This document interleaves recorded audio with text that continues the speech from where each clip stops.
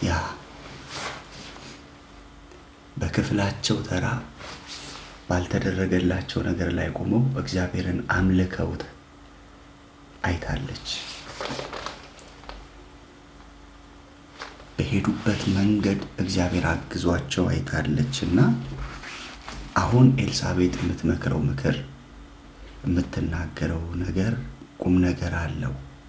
እንደዚህ ነው የምትለው፣ ጌታ ሲመለከት አለች። እንደገና በሚመለከትበት ጊዜ አለች። ጌታ የተመለከተበት ጊዜ ደግሞ አለው። ሃሌሉያ። መጽሐፍ እንደሱ አይደል የሚለው? ነገርን ሁሉ በጊዜ ውብ አድርጎ ሰራው አይደል የሚለው? አሁን አልተመለከተኝም ያለችበት ወራቶች ሊኖሩ ይችላሉ በህይወቷ። እግዚአብሔር አልተመለከተኝም፣ እግዚአብሔር አላየኝም። ያዕቆብ እንደሱ ብሏል አይደል? መንገዴ ከእግዚአብሔር ርቃለች ብሏል። እኛም አንዳንድ ሁኔታዎች ሲገጥሙን፣ ከአቅማችን በላይ የሆኑ ነገሮች ሲያጋጥሙን እንደው ጌታ ትቶኝ ይሆን፣ እንደው እግዚአብሔር አላስበኝ ይሆን የምንልባቸው እልፍ ነገሮች ይኖራሉ። ኤልሳቤጥ እንደዚህ አለች፣ ጌታ በተመለከተበት ወራት። አሜን አሜን አሜን። ጌታ የሚመለከትበት ወራት አለ። ጌታ የሚጎበኝበት ወራት አለ። የሚያስብበት ወራት አለ። ጊዜ አለው ነው እያለች ያለችው። እግዚአብሔር ጊዜ አለው። ሐና እንዳለችው አትታበዩ፣ በኩራት አትናገሩ፣ እግዚአብሔር ስራውን የሚመዝን ነው። ወገኖቼ አንዳንድ ወቅት ላይ እግዚአብሔር የዘገየ ሲመስል፣ እግዚአብሔር አማራጭ የጠፉ ነገሮች ውስጥ የገባን ሲመስለን ምን እንደምናደርግ ታውቃላችሁ? ሳናስበው አንዳንዴ ትግል ውስጥ እንገባለን። ራሔል እንዳደረገችው ትግል ውስጥ ገባች። ከእህቴ ጋር እታገላለሁ አለች። ብዙ ሰዎች ከሰው ጋር ትግል ውስጥ የሚገቡት ነገር ሲዘገይባቸው ነው። ስለዚህ ኤልሳቤጥ የምትመክረው ምክር አላት ለዚህ ትውልድ። ጌታ የሚመለከትበት ጊዜ አለ። ያ የሚመለከትበት ጊዜ እስኪመጣ ግን የማይመለከት እስኪመስል ድረስ ሊሰማ ይችላል። እስኪ አስቡት፣ በእሷ ጫማ ውስጥ ሆኑና የካህን ሚስት ነች፣ እግዚአብሔርን የሚያገለግል ሰው ሚስት ነች፣ ቤተ መቅደስ ገብቶ መልስ ይዞ ለብዙዎች የሚመጣ ሚስት ነች። በእንደዛ አይነት ሁኔታ ውስጥ ሆና ሰዎች መጥተው ሲሰድቧት፣ እኔ የምልሽ አምላክሽ ወዴት ነው ሲሏት፣ ቀላል ሕመም ያለው እንዳይመስላችሁ። ላንቺ ያልሆነ እግዚአብሔር ጌታ እኮ ምናምን ስትላቸው፣ ወይ መጀመሪያ እስኪ ላንቺ ያርግልሽ፣ ወይ መጀመሪያ እስኪ አንቺ ይስጥሽ፣ ወይ እስኪ መጀመሪያ አንቺን ቤት ይስራ። አንዳንድ ሰዎች ነገሮችን ከሁኔታዎች ጋር ያያይዛሉ፣ ከደረሰባቸው ነገር ጋር ያያይዙታል። ስለዚህ የብዙ ዓመታት ድምር ውጤት ነው የአሁን የኤልሳቤጥ ንግግር። የአንድ ቀን ስሜት ሞቅ ሲላት የተናገረችው አይደለም። እድሜዋን በሙሉ ያጎበጣት፣ እድሜዋን በሙሉ ቀና እንዳትል ያደረጋት። እንደው ላውራ ብትል ስለ እግዚአብሔር፣ ኧረ ተይ ባንቺ አያምርም፣ ዝም በይ፣ ኧረ የተደረገላቸው ያውሩ፣ እነ ፍናና ያውሩ፣ የበዛላቸው ያውሩ፣ ቤታቸው ልጅ በልጅ የሆኑ ሰዎች ያውሩ፣ አንቺ ስለ እግዚአብሔር ልታወሪ ምን አፋለሽ ብለዋት ሊሆን ይችላል። ይሄ ለሷ ስድብ ነው። ስለ እግዚአብሔር ማውራት እየፈለጉ አለማውራት መቻል ቀላል እንዳይመስላችሁ፣ በጣም ከባድ ፈተና ነው። መልእክት አለኝ ብላችሁ እግዚአብሔር ውስጥ ሞልቶታል ብላችሁ ልትናገሩ ስትሉ ሰዎች እናንተን ነቀፌታ አምጥተው ነገሮቻችሁን መቀበል ሲያቀታቸው ከባድ ነው። ስለዚህ ከሰው ብቻ አይደለም፣ ከሆኑ ሰዎች ብቻ አይደለም፣ ከሰዎች መካከል ነው ነቀፌታዋን ሊያስወግድላት ጌታ የተነሳው። ከሰዎች መካከል ዛሬ የአንድ ሰው ነቀፌታ ይወገዳል። ይስማማ ሰው አለ? ከሰዎች መካከል ያለ ነቀፌታ ልታወራ ስትል፣ ስለ እግዚአብሔር ልትናገር ስትል፣ እግዚአብሔር ያደረገልሽን ነገር ልትመሰክሪ ስትል አንገት ሊያስደፉ የሚመጡ ያልተመለሱልሽ ጥያቄዎች፣ የሆነ ነገር ሞልቶ የሆነ ነገር ተሰምቶ ስለ እግዚአብሔር አዳኝነት ልትመሰክር ስትል ወይ መቼ አንተ ዳንክ፣ ስለ እግዚአብሔር ቸርነት ልታወራ ስትል ወይ መቼ አንተ ስራ አገኘ፣ ጉድለትህን የሚጠቅስ የሌለህን ነገር የሚጠቅስ ከሰዎች መካከል ነቀፌታን የሚያስወግድለት ሰው አለ በዚህ ማታ።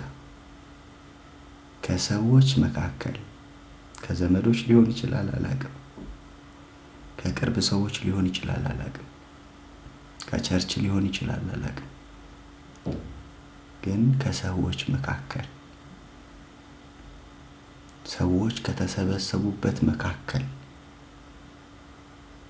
ብዙ ስለ እግዚአብሔር አውርተህ ልትቀጥል ስትል የሚያስቆም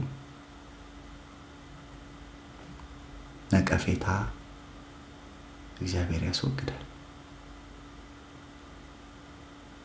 እግዚአብሔር ነቀፌታህን ሲያስወግድ ሰዎችን ለማስረዳት አትታገልም። እንዲህ እኮ የሆነው የዘገየብኝ እኮ ምናምን አትልም።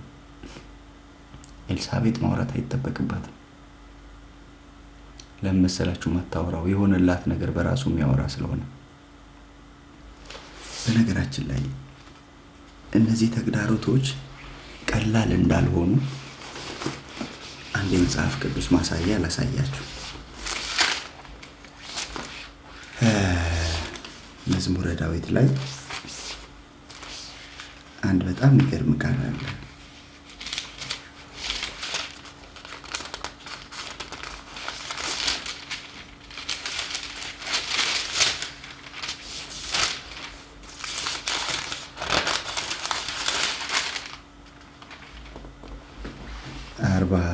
አንድ በቅንፍ 42 ቁጥር 3 ላይ በደንብ ሐሳቤን ያዙልኝ። ነቀፌታን ያስወግዳል የሚል ነው። ቲክቶክ ያሉ ወገኖች እየጻፉልኝ ነው፣ አትገባም ወይ ለኛ እያሉ ነው። እሺ እነሱም ሊሳተፉ አንድ ደቂቃ እናካፍላቸው አንድ ላይና ሃሌሉያ ታማኝ ነው ጌታ ታማኝ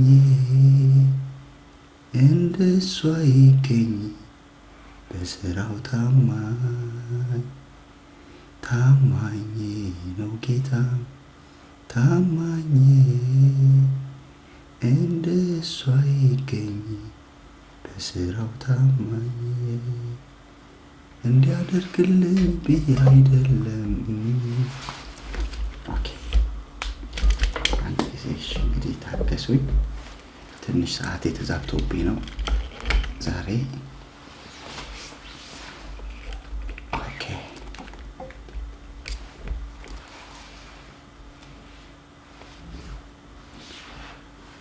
እሺ እሰማለሁ ብዬ ተስፋ አደርጋለሁ። ልቀጥል አይደል? እሰማለሁ። ኤልሳቤጥ፣ ኤደን፣ ማርታ፣ ትዕግስት፣ ሚሚ ሌሊት ስለሆነ ድምፄን ትንሽ ቀንሼ ነው የማወራው።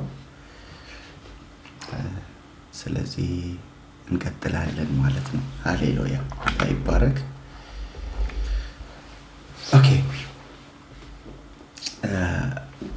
እንግዲህ ቲክቶክ አሁን የገባሁት አንድ ላይ እንካፈላለን ማለት ነው። ገና መጀመሪያ ነው በክለብ ሃውስ። መዝሙረ ዳዊት ምዕራፍ 41 በቅንፍ 42 ቁጥር 3 ላይ ዘወትር፣ እስኪ ዘወትር የሚለኝ አንድ ሰው አለ? ዘወትር አንድ ቀን አይደለም ማለት የሆነ አጋጣሚ መንገድ ስታልፉ ያገኛችሁ ሰው አግኝቷችሁ ብሎ ይሆን ነገር ነግሯችሁ ቢሄድ፣ ወይ ደግሞ ታክሲ ውስጥ ያገኛችሁት ሰው፣ ወይ ደግሞ በሆነ አጋጣሚ ለስራ ሄዳችሁ ክፍለ ሀገር ሊሆን ይችላል። በሆነ አጋጣሚ ያገኛችሁት ሰው የሆነ ነገር ቢላችሁ ቅር ሊላችሁ ይችላል። ግን ብዙ ቅር አይላችሁም። ለምን? የማታውቁት ሰው ነው ወይ መልሳችሁ አታገኙትም። ዘወትር ተደጋጋሚ የሆነ ነገር የሚላችሁ ከሆነ ግን ሁሌ የምታገኙት ሰው ነው ማለት። አንድ ቀን አግኝተው ድጋሚ ለዘላለም የማታገኘው ሰው አይደለም። አንዳንድ ጊዜ በፕሌን እየተሳፈራችሁ ወደሆነ ሀገር እየሄዳችሁ ከሰዎች ጋር ልትጣሉ ልትጋጩ በሆነ አጋጣሚ ሊሆን ይችላልና ልባችሁ አይሰበርም። ለመሰለህ ደግማ አታገኘውም። ያን ሰው የጎዳህን ሰው የሰበረህን ሰው በአንድ የህይወት አጋጣሚ በምትጓዝበት መስመር ያገኘው ሰው ነው። በነገራችን ላይ አንዴ ብቻ በህይወታችሁ የምታገኟቸው ሰዎች አሉ አይደል? አልገጠማችሁም? በሆነ የህይወታችሁ ምዕራፍ አንዴ ብቻ የምታገኟቸው ደግማችሁ የማታገኟቸው ሰዎች አሉ። ስለዚህ በህይወትህ ላይ አንዴ መጥቶ ያለፈ የሆነ ጥላሸት የቀባህ ሰው ምን አይነት ሰው ነው ምናምን ብለህ ነው የምትሄደው። አትጎዳበትም፣ አትሰበርበትም። ለምን? ያንተ የህይወትህ አንድ ክፍል አይደለም። ያንተ የህይወትህ ቀጣይ ክፍል አይደለም። ግን ዘወትር ከሆነስ ነው ጥያቄው። ዘወትር ጊዜ ዘወትር ሳታቋርጡ ጸልዩ ይላል አይደል? ዘወትር አምላክ ወዴት ነው ከተባልክስ? እሺ ማን ነው ዘወትር ሊጠይቅ የሚችለው እንደዛ? የሥራ ባልደረባ፣ አብሮ የሚኖር ሰው፣ ቤተሰብ፣ ጎረቤት፣ ዘመድ አስማድ፣ አባት፣ እናት፣ ወንድም ማን ነው? ዘወትር አምላክህ ወዴት ነው የሚለው ማን ነው?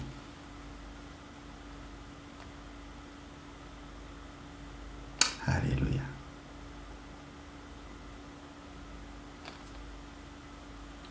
ይሄ ሰው ይሄ ዘማሪ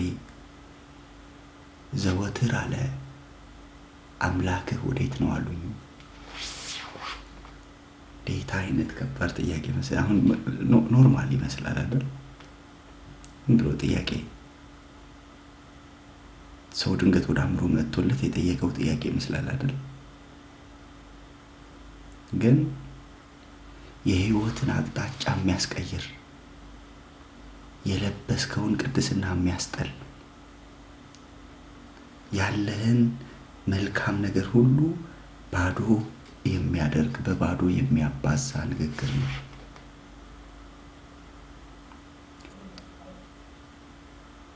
እጅህን ጭነህ ልትጸልይለት ስታስብ አይ እስኪ መጀመሪያ እግዚአብሔር ላንተ ይስጥህ ብትባል ውስጤን ቃል ሞልቶታል ላካፍላችሁ ስትል አይ እስኪ መጀመሪያ አምላክ ላንተ መልካም ያድርግ ብትባል አንድ ቀን እንደምንም ታልፈዋለህ። ግን ደግሞ ዘወትር ሲሆን ከባድ ነው አይደል? ከባድ ነው ቀላል ነው? ለኔ ብቻ ነው የከበደብኝ? እናንተ ከብዶባችሁ እንደኔ?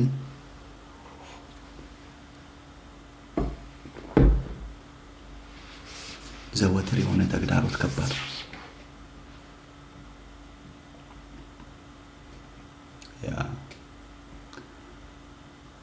ከቅርብ ሰዎቻችሁ ሲሆን ደግሞ ያከብደዋል። ለምን? ጉድለታችሁን ያውቁታል።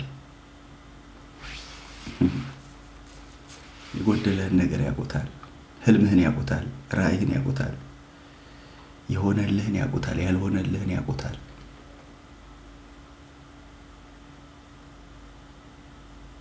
ከዚህ የተነሳ ሩጫን ይገታል።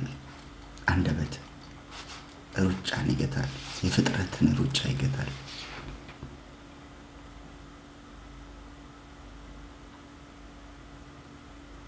የብዙ ሰዎች ሩጫ ተገትቷል። ብዙ ሰዎች ከክህነት ዓለም ወጥተዋል።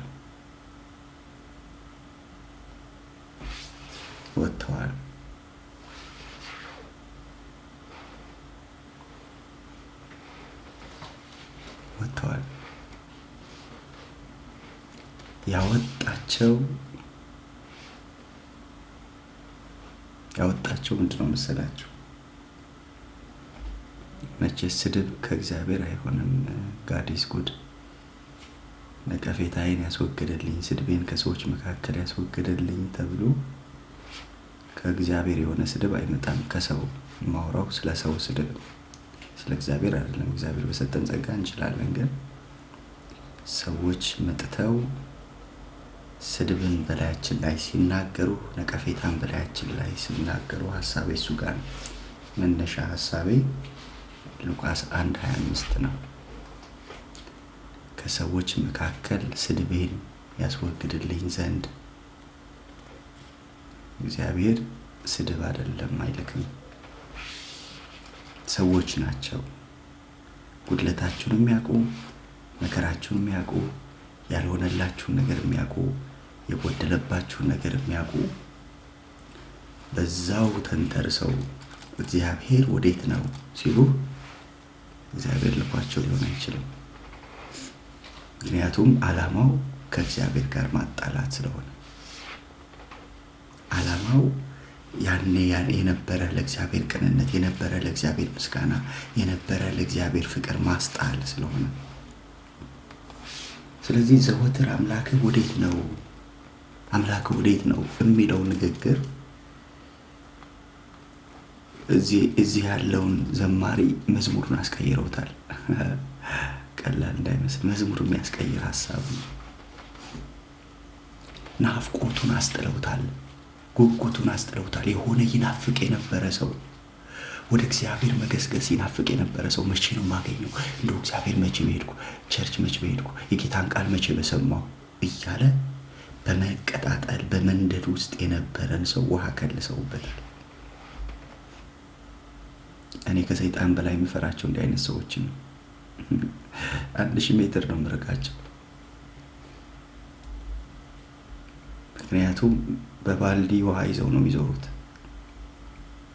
ይደፉብሃል ካገኙ፣ ከተመቻቸላቸው አበስብሰው ነው የሚሄዱት።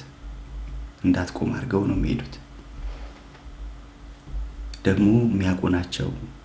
ሲነገርህ ሰምተዋል። አንዳንዶቹ ሲተነበይልህ ወይ ሰምተዋል፣ ወይ ህልምን ስታካፍል ሰምተዋል። እሺ ባለ ራእዩ ብለው ይጀምራሉ። ምልክት ልስጣቸው ብዬ ነው። እሺ ባለ ራእዩ እንዴት ነህ እባክህ ካለ ከዛ ሰው መሸሽ ላይ ያለብህ። ጌታ ይርዳ።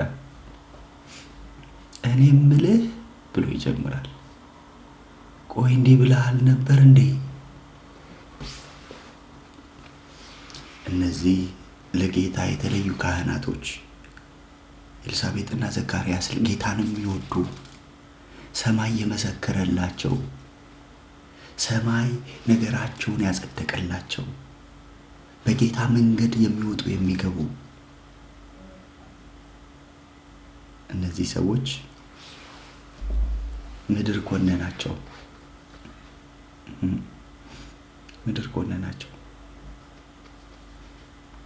ስድብ በስድብ ሰፈር በሙሉ ስድብ በስድብ አደረጓቸው። ነቀፌታ በነቀፌታ። ምን አድርገው ምን በድለው ከተባለ ነገር ዘግይቶባቸው። እንዴ አሁን ነገር የዘገየበት ሰው ይታዘንለታል እንጂ ይሰደባል? እስኪ እንደው በጌታ ማለት አንድ ነገር የዘገየበት ስታይ፣ ነገር የቆየበት ሰው ስታይ፣ ነገር ያልሆነለት ሰው ስታይ፣ ያሰበ ግን ያሰባቸው ነገሮች ሁሉ አልከናወነ ያለው ሰው ስታይ ትሰድበዋለህ? ታዝነለታለህ እንጂ ሐዘኔታ እኮ ነው የሚያስፈልጋቸው። ሊታዘንላቸው እኮ ነው የሚገቡት። እነዚህ ጌታን የሚወዱ ጌታ አገልጋዮች እንደው ጌታ እንዲረዳቸው እንጸልይላቸው የሚባሉ ሰዎች እኮ ናቸው። ለጌታ መንገድ እያሳዩ እነሱ ቤት በጎደላቸው ነገር ሌሎች እየመጡ ይወጓቸዋል፣ ያስጨንቋቸዋል። መቼ? ዘወትር። ከባዱ እሱ ነው። ቅድም ብያቸዋለሁ። ድንገት መንገድ ላይ ያገኘው ሰው ቢሆን ነገር ብሎ ቢሄድ ታዝናለህ፣ ግን ያን ያክላል። አብሮ አይውልም። ሐዘኑ አብሮ አይውልም። ለምን ካልከኝ መንገደኛ ነው። የነገረ ሰው፣ የሰደበ ሰው፣ የነቀፈ ሰው መንገደኛ ነው። ጉድለትን አያውቅም፣ ሙላትን አያውቅም፣ ያለህን አያውቅም፣ የሌለህን አያውቅም፣ የተደረገልህን አያውቅም። ግን አብሮህ የኖረ አብሮህ የሰራ አብሮህ የበላ አይደል? እንደሱ አይደል የሚለው? ከተረከዙ በእኔ ላይ ያነሳ የሚለው እኮ አብሮ የበላ። እንደውም አለ በወጨቴ ላይ ወጡን ያጣፈጠ።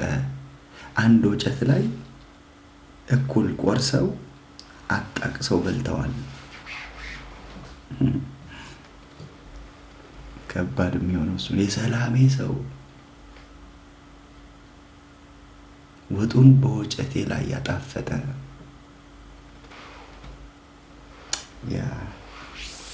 ስለዚህ መቼ ደርሳለሁ እያለ የሚጓጓ እኔ ዛሬ ልባርካችሁ የምፈልገው በምን መሰለ የምባርካችሁ? ከጉጉታችሁ የሚያጎድሉ ሰዎች እንዳያገኟችሁ፣ ከህልማችሁ የሚያጎድሉ ሰዎች እንዳያገኟችሁ፣ ከራእያችሁ የሚያስተጓጉሏችሁ ሰዎች እንዳያገኟችሁ፣ እንደ ጦቢያ እንደ ሰንበላጥ ያሉ ሰዎች የእግዚአብሔርን ስራ ከሚያስተጓጉሉ ሰዎች እንድታመልጡ ጸልዩላችኋል። አንድ ቀን አይደለም፣ ሁለት ቀን አይደለም፣ ዘወትር እየመጡ ህይወታችሁ ላይ እንቅፋት የሚያስቀምጡ፣ ስብራትን የሚያስቀምጡ፣ መከራን የሚጨምሩ፣ እናንተ ለታገሳችሁ፣ እናንተ ጌታ እንደጠበቃችሁ፣ እናንተን ጌታ እንደስላሰኛችሁ የማይመለከታቸው ሰዎች መጥተው በህይወታችሁ ላይ ከባድ ሸክም የሚጭኑ ሰዎች እንዳያገኟችሁ ጸልያለሁ። መዝሙር እንድታቋርጡ የሚያደርጉ ይሄን ድንቅ ዘማሪ መዝሙሩን አቋረጡበት። አቤት የጀመረው መዝሙር በእውነት እንዴት የሚደንቅ መዝሙር እንደሆነ እንደው ቢጨርሰው ዘማሪው ምን ብሎ ይሆን ይጨርሰው የነበረ? ምን ብሎ እንደጀመረ ታውቃላችሁ? ዋላ ወደ ውሃ ምንጭ እንደሚናፍቅ አቤቱ እንዲሁ ነፍሴ ወደ አንተ ትናፍቃለች። እንደው ይሄ መዝሙር ብቻውን ቢዘመር ተውሎ ቢታደር ስንት እንኳን እኛ የምናውቃቸው አማርኛ መዝሙሮች ተሰርተዋል በዚህ ዝማሬ፣ በዚህ ቃል ዋላ ወደ ውሃ ምንጭ እንደምትናፍቅ ነፍሴ ያንተ ተጠማች። ይሄን ጥማት ያለው ሰው፣ ይሄ መንፈሳዊ ረሃብ ያለው ሰው እንደ ዘካርያስ እንደ ኤልሳቤጥ በጌታ ሕግጋት እግዚአብሔርን በመፍራት የሚሄዱ እነዚህ ሰዎች ቁጥር ሁለት ይደንቃል። እንደዚህ ይላል፣ ነፍሴ ወደ ሕያው አምላክ ተጠማች፣ መቼ እደርሳለሁ? መቼ እደርሳለሁ? የጸሎት መልሴ ጋር እኮ አይደለም። እግዚአብሔር ደስ የሚያሰኘውን ነገር የሚያደርግልኝ ቦታ እኮ አይደለም። የመስዋዕቱ በግ ያለበት ቦታ እኮ አይደለም። መቼ ደርሳለሁ የሚለው እኮ ንጉሥ ያከብረው ዘንድ ለሚወድ እንዲህ ይደረግለታል የሚባልበት ቦታ እኮ አይደለም። መቼ እደርሳለሁ የሚለው የት እንደሆነ ታውቃላችሁ? የአምላኬን ፊት መቼ አያለሁ። አሜን። መቼ ነው የአምላኬን ፊት ማየው? አሁን ይሄ ሰው ልታደናቅፈው የሚገባ ሰው ነው። አሁን ይህን ሰው ማደናቀፍ በደል አይደል? ይህን ሰው ማሰናከል፣ ናፍቆቱ እግዚአብሔር የሆነ፣ ጥማቱ እግዚአብሔር የሆነ፣ ህይወቱ እግዚአብሔር የሆነ መች ነው ማየው ለሚል ሰው ሄደህ መከራ መጨመር አይከብድም?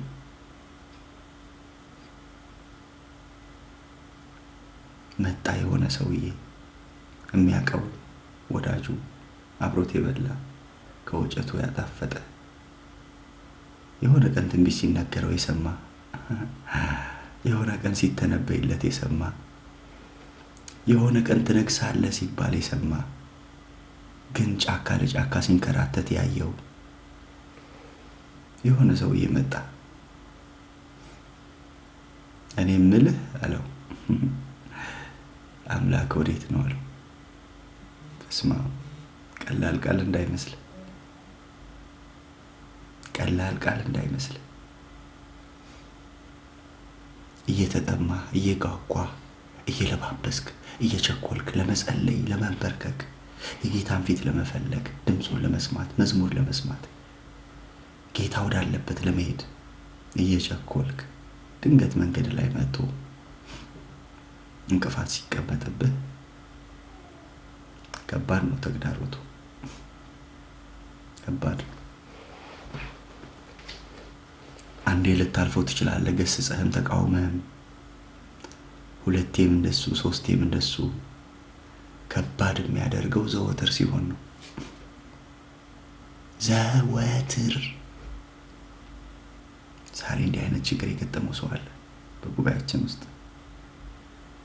በጉድለታችሁ ሰዎች ቆመው ባልሆነላችሁ ነገር ላይ ቆመው አምላክህ ምን አረገልህ የተባላችሁ ሰዎች አላችሁ።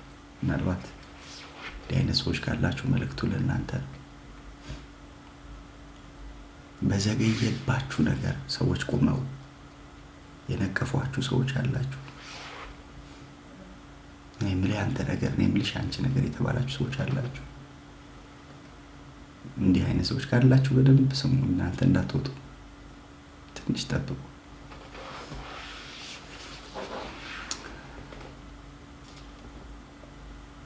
ሃሌሉያ። የዘወትር መሆኑ ነው ከባዱ። አንድ ቀን ቢሆን ታልፈዋለህ፣ ሁለት ቀን ቢሆን ታልፈዋለህ። ግን ዘወትር ማለዳ ሌላ ማለዳ ሲመጣ ሌላ ቀትር ሲጨመር ሌላ ብርሃን ጌታን አመስግነህ ባርከህ ልትሄድ ስትል እኔ የምልህ የሚል እጅህን ይዞ የሚያስቆምህ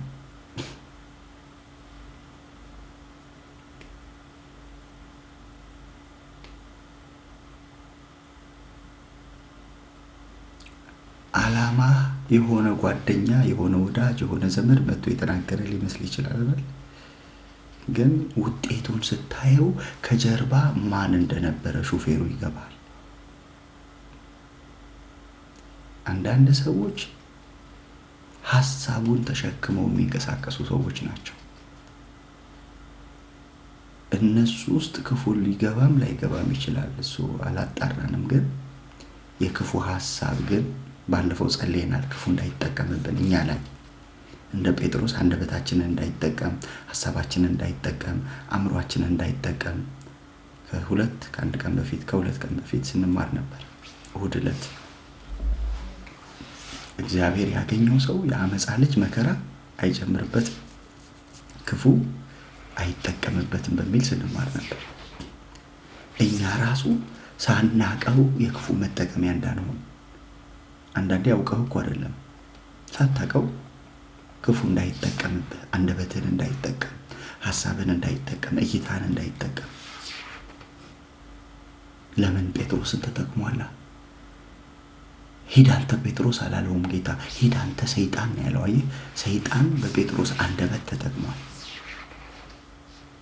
ስለዚህ ሰዎችን ይጠቀማል፣ በደካማ ጎናቸው ይጠቀማል። አንዳንድ አልወጣ ያላችሁ የሰዎች ንግግር ካለ ባለቤቱ ማን እንደሆነ ተረዱ።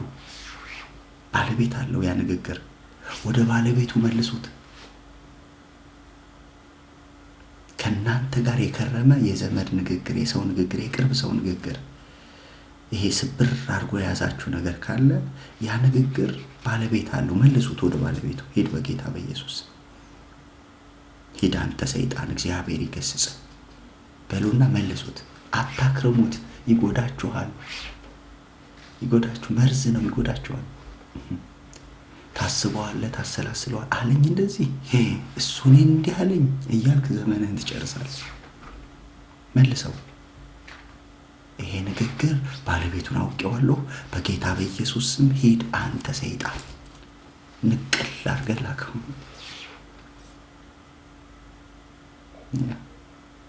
ዓመት፣ 2 ዓመት፣ 3 ዓመት፣ 6 ዓመት፣ 8 ዓመት፣ 10 ዓመት የከረመ ንግግር ያላችሁ ሰዎች፣ የሰዎች ንግግር ከውስጣችሁ አልወጣ ያለ የታተመ እሱ ባለቤት አለው። ወደ ባለቤቱ መልሱት። የክፉ ነገር ሁሉ ምንጭ ክፉ ነው። አትታገሉ።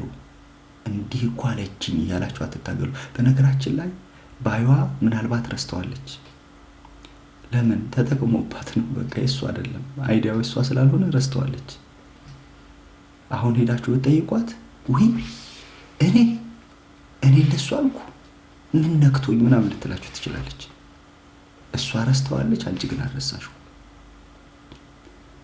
እሱ ረስቶታል፣ አንተ ግን አልረሳኸው። ለምን? የንግግሩ ባለቤት ክፉ ስለሆነ። የአንዳንድ ንግግሮች፣ የክፉ ንግግሮች ባለቤት ምንጭ አለው። እግዚአብሔር የሕያዋን ሁሉ ምንጭ እንደሆነ፣ እግዚአብሔር የመልካም ነገር ሁሉ ምንጭ እንደሆነ፣ እግዚአብሔር የሕያዋን ሁሉ መገኛ እንደሆነ፣ እግዚአብሔር የመልካም ነገር ሁሉ መፍለቂያ እንደሆነ፣ እግዚአብሔር የርኅራኄ አባት የመጽናናት ሁሉ አምላክ እንደሆነ፣ ክፉ ደግሞ ምንጭ አለው፣ ባለቤት አለው። ካሳደራችሁት፣ ካዋላችሁት፣ ካሰነበታችሁት በመርዝ ብልቃጥ እንደተቀመጠ ብልቃጡን መጨረሻ ላይ እንደሚሰባብረው መርዙ እናንተን ነው ይጎዳችኋል።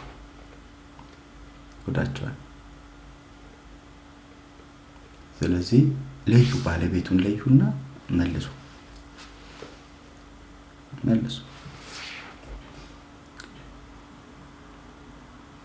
ከሰዎች መካከል ነቀፌታዬን ያስወግድልኝ ዘንድ፣ ከሰዎች መካከል ያለ ነቀፌታ ያለ ስድብ ያስወግድልኝ ዘንድ። ቀጥሎ እንደዚህ ያለች ጌታ በተመለከተበት ወራት። አሜን አሜን አሜን አሜን። ዛሬ ብዙ ሰዎች ይፈወሳሉ። 3 ዓመት፣ 4 ዓመት፣ 5 ዓመት፣ 6 ዓመት የከረመ የክፉ ንግግር ይነቀላል፣ ይሄዳል ወደ ባለቤቱ ተነቅሎ ይሄዳል። የሰነበተ የጠላት ንግግር አንድ ቀን አይደለም ዘወትር እየመጡ በደከማችሁበት በዛላችሁበት ቀን። ባለፈው ሳውራችሁ ነበረ። ዳዊት ሊሞት ሲል ልጁ ሰለሞንን ጠራውና ልጄ ሰለሞን አለው። አቤት።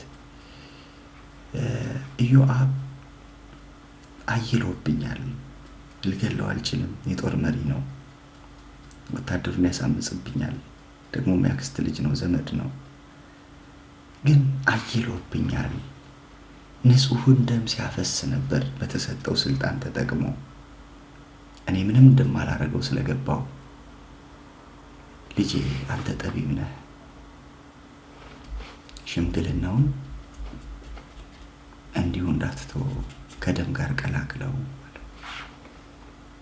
ሌላ ደግሞ አንዳለ ያኔ ልጅ አቤሴሎም ሲያሳድደኝ ስወጣ አመድ እየበተነ የሰደበኝ አንድ ሰው አለ። ከዳዊት ጋር የከረመ ከዳዊት ጋር የሰነበተ ቂም እንዳይገለው ምሎለታል። እንዳይተወው ውስጡ አለ። ዘመኑን ሁሉ ሲቆረቁረው የኖረ ባየው ቁጥር የሚበሳጭበት ግን ደግሞ እንዳይገለው የማለለት። እያንዳንድ ሰው ንግግር ከተናጋሪው ጀርባ ባለቤት አለው። ይሰነብታል፣ ከሰዎች ጋር ይሰነብታልና አደራህን አንተ ጠቢብ ነህ እንደ ጥበብ አድርግበት አለው። ጥሩ ምክር መከረው። ጠቢብ ነህ እንደ ጥበብ አድርግበት አለው። ልንገራችሁ፣ ዘወትር አምላክህ ወዴት ነው ሲሉኝ አለ። አሁን ልብ በሉ። መንደርደሪያውን አሳይቻቸዋለሁ፣ መነሻውን አሳይቻቸዋለሁ። የተነሳው እየከሰከሰ መቼ ደርሳለሁ፣ እንደው መቼ እንበረከካለሁ፣ መቼ አምላኬን ፊት ፈልጋለሁ፣ መቼ አገለግላለሁ፣ መቼ እወጣለሁ፣ መቼ እገባለሁ እያለ ድንገት መንገዱ ላይ እነዛ ዘወትር የሚያገኙት ሰዎች አገኙትና እኔ የምልህ ወዳጄ፣ አቤት፣ እንደው አምላክ ወዴት ነው ማለት አምላክ ምን አደረገልህ? ይኸው ብዙ ጊዜ ስትጸልይ እናያለን፣ ግን የት አለ የጸሎት መልስ? ብዙ ጊዜ ጌታ ጌታ ትላለህ፣ ግን ጌታ ምን አደረገልህ አሉት። አሁን ቁጭ ብሎ ሲያስበው እነዚህ ሰዎች እውነታቸውን ነው አለ። ቆይ እውነታቸውን እኮ ነው። የት አለ ጸሎቴ? የት አለ ልመናዬ? የት አለ እግዚአብሔር የተናገረኝ ነገር? የት አለ የሰማሁት ድምፅ? ይሆናል ያለኝ ነገር ሁሉ እኮ አልሆነም። የት አለ? ከዛ ምን አለ? እንባዬ በቀንና በሌሊት ምግብ ሆነኝ አለ። ከእንዴት አይነት ማማ አውርደው እንደፈጠፈጡ ታያቸው።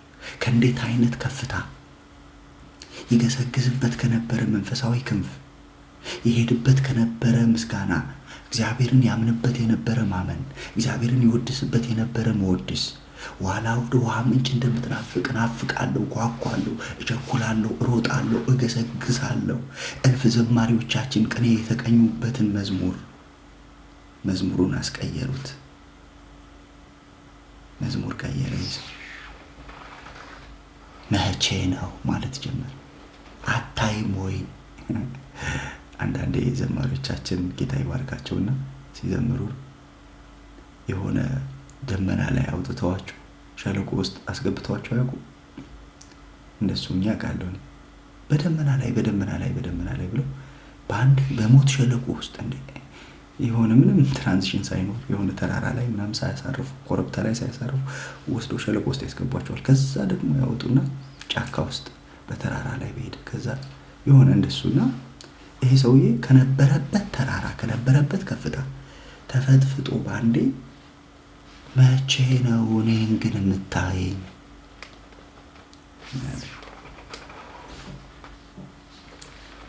ዘወትር የሆነ ተግዳሮት ከባድ ነው። ስለዚህ ዛሬ በአንድ ነገር ልባርካቸዋለሁ። እንዲህ አይነት እግሮች ወደ እናንተ እንዳይመጡ ለመሰለ ሰምተው ከአምላክ ጋር ተጣልተህ ምስጋናህን ጥለህ ሌላ ሀዘን ውስጥ ከምትገባ ባያገኙስ ቢዚ ቢሆኑስ? በአንድ ስራቸው ላይ እግዚአብሔር 2 ስራ ቢጨምርላቸውስ? አንተን የሚጠይቁበትም ጊዜ የላቸው። ጠላቴን ስመርቅ የሚል አንድ ወዳጄ የታገል ሰይፉ ግጥም አለና በቃ አንዳንዴ እንደሱ ዘወትር አምላክ ወዴት ነው የት አለ ሲሉ እንባ ውስጥ ተገኙ አለ። የደስታ እንባ እንዳይመስል የሐዘን እንባ፣ ቅድም የናፍቆት እንባ አንብቷል ይሄ ሰው። መቼ ደርሳለሁ፣ መቼ ጸልያለሁ፣ መቼ ነው ጌታን ማገኘው፣ መቼ ናፍቆቴ ሲል የነበረ ሰው በአንድ ጊዜ አዝማች ቀይሮ ቁጥሩ ላይ ሲመጣ እኔን ግን መቼ ነው የምታስበው? 2 ሰው የዘመረው ነው የሚመስለው። የመጀመሪያውን ቁጥር አንብበህ ቁጥር 3ን ስታነብ 2 ሰዎች የዘመሩት መዝሙር ነው የሚመስለው። እንደምባቆም ሁለት ሰው የተናገረው ነገር ነው የሚመስለው። መነሻ ሐሳቤን አልረሳውም። ኤልሳቤጥና ዘካርያስ ጌታን እያመለኩ እየወደዱ በእግዚአብሔር ፊት ጻድቃን የነበሩ አገልጋዮች በሰዎች መካከል ስድብ ነበረባቸው፣ ነቀፌታ ነበረባቸውና ኤልሳቤጥ እንደዚህ አለች፣ ከሰው መካከል አለች። እንደው ትዕግስቷ አይገርማችሁም? ያንን ሁሉ ዘመን ታግሳ ማለፉ አይደንቅም? እግዚአብሔርን መውደዷን ሳትጠል፣ እግዚአብሔርን መጠበቋን ሳትጠል፣ ጌታን ማለቷን ሳትተው በዛ ሁሉ ስድብ መካከል ተከባ እሱ እግዚአብሔር አምላክ ነው ማለቷ አይገርምም?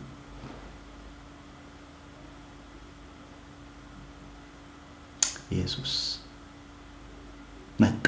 ጌታ የጠበቀችው ጌታ መጣ።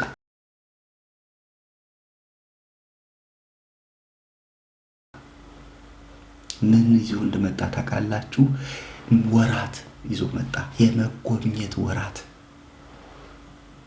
አሜን። የመታየት ወራት ይዞላት መጣ። ነገር የሚቀየርበት ዘመን መጣላት። ነገር የሚለወጥበት ወር መጣላት። ቋንቋ የሚቀየርበት። እነዛ ዘወትር አምላክሽ ወዴት ነው ያሏት ሰዎች በስማ አምላኳ ያረገላት ወደሚሉበት ሊቀይርላት መጣ። የማንም ባለዳ አይደለም እሱ የማንም ባለዳ አይደለም። ለሚጠብቁት ይመጣል። ስድብ ለጠገቡ ይመጣል።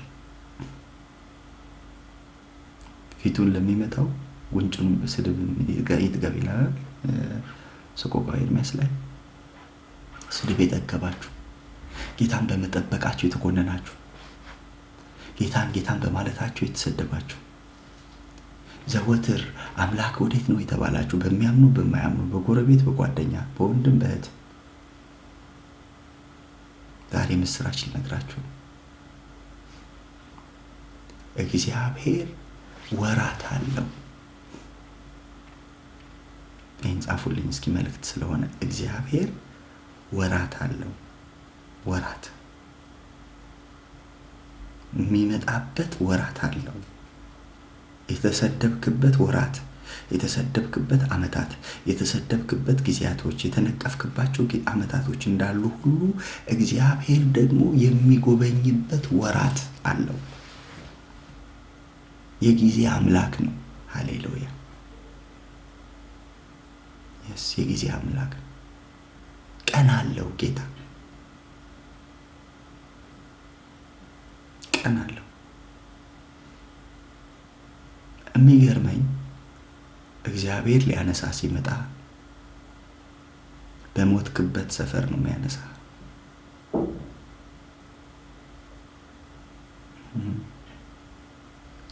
ጌታ ሲመጣ ወደ ቢታንያ ነው የሚመጣው።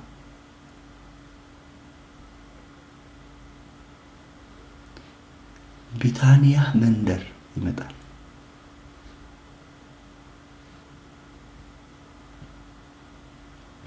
ሩቅ ሊሆን ይችላል፣ ግን ይመጣል። ቢታንያ ይመጣል። ሰፈር ይመጣል።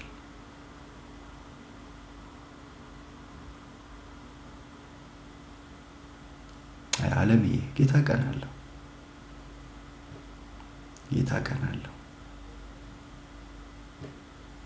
በጉድለት የሚመጣ የሚጠቀም እሱ ክፉ ነው።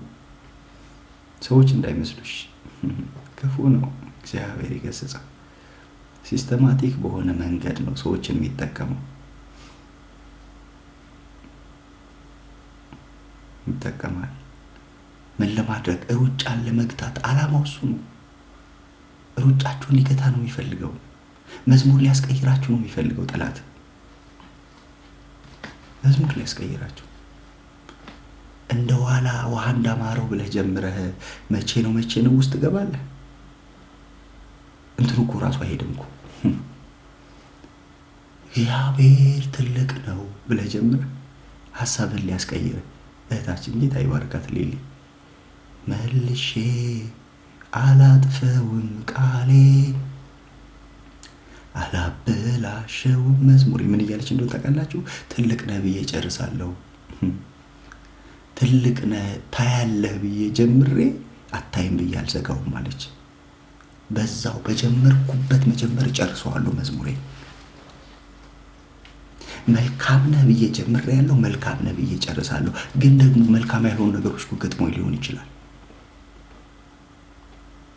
መንገዴ ላይ እኮ መልካም ያልሆኑ ሁኔታዎች ገጥሞኝ ሊሆን ይችላል። ልብን የሚሰብሩ ነገሮች ገጥሞኝ ሊሆን ይችላል። ተስፋ የሚያስቆርጡ ነገሮች ገጥሞኝ ሊሆን ይችላል። ኖ መዝሙር አልቀይርም። በራሳችሁ ላይ ተናገሩ፣ በነፍሳችሁ ላይ ተናገሩ። መዝሙሬን አልቀይርም። መልካም ነው ብያለሁ፣ መልካም ነው ብዬ ጨርሰዋለሁ። ሃሌሉያ። ቸር ነው ብዬ ጀምሬያለሁ፣ ቸር ነው ብዬ ጨርሰዋለሁ። የመጡ ሁኔታዎች፣ የመጡ ሰልፎች፣ የመጡ ነገሮች እዚህ ጋር ደርሼ መልካም ነው ያልኩትን ነገር አልቀይረው።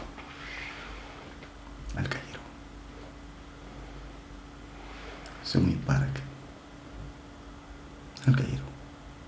የገጠመኝ ነገር መዝሙሬን አያስቀይረኝም። በቃ ከፈለገ ይጨምር፣ መከራውን ይጨምር፣ ከፈለገ ማዕበሉን ይጨምረው፣ ከፈለገ ተግዳሮቱን ይጨምረው። እኔ ግን እናፍቃለሁ፣ ጓጓለሁ ብዬ ጀምሬ አታይም ወይ አትሰማም ወይ አትፈርድም ወይ አለኝ።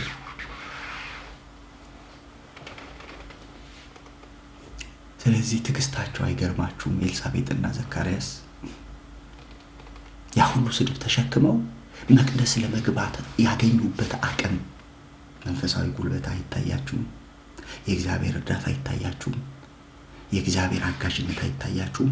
የጎደላቸውን ነገር ሳያዩ፣ የሆነባቸውን የደረሰባቸውን ነገር ሳይመለከቱ እግዚአብሔርን ለማገልገል ለሌላው መልስ ለመሆን ለሌላው ድምፅ ለመሆን ወደ መቅደስ ወደ ቅድስተ ቅዱሳን ወደ ውስጠኛው ክፍል መግባት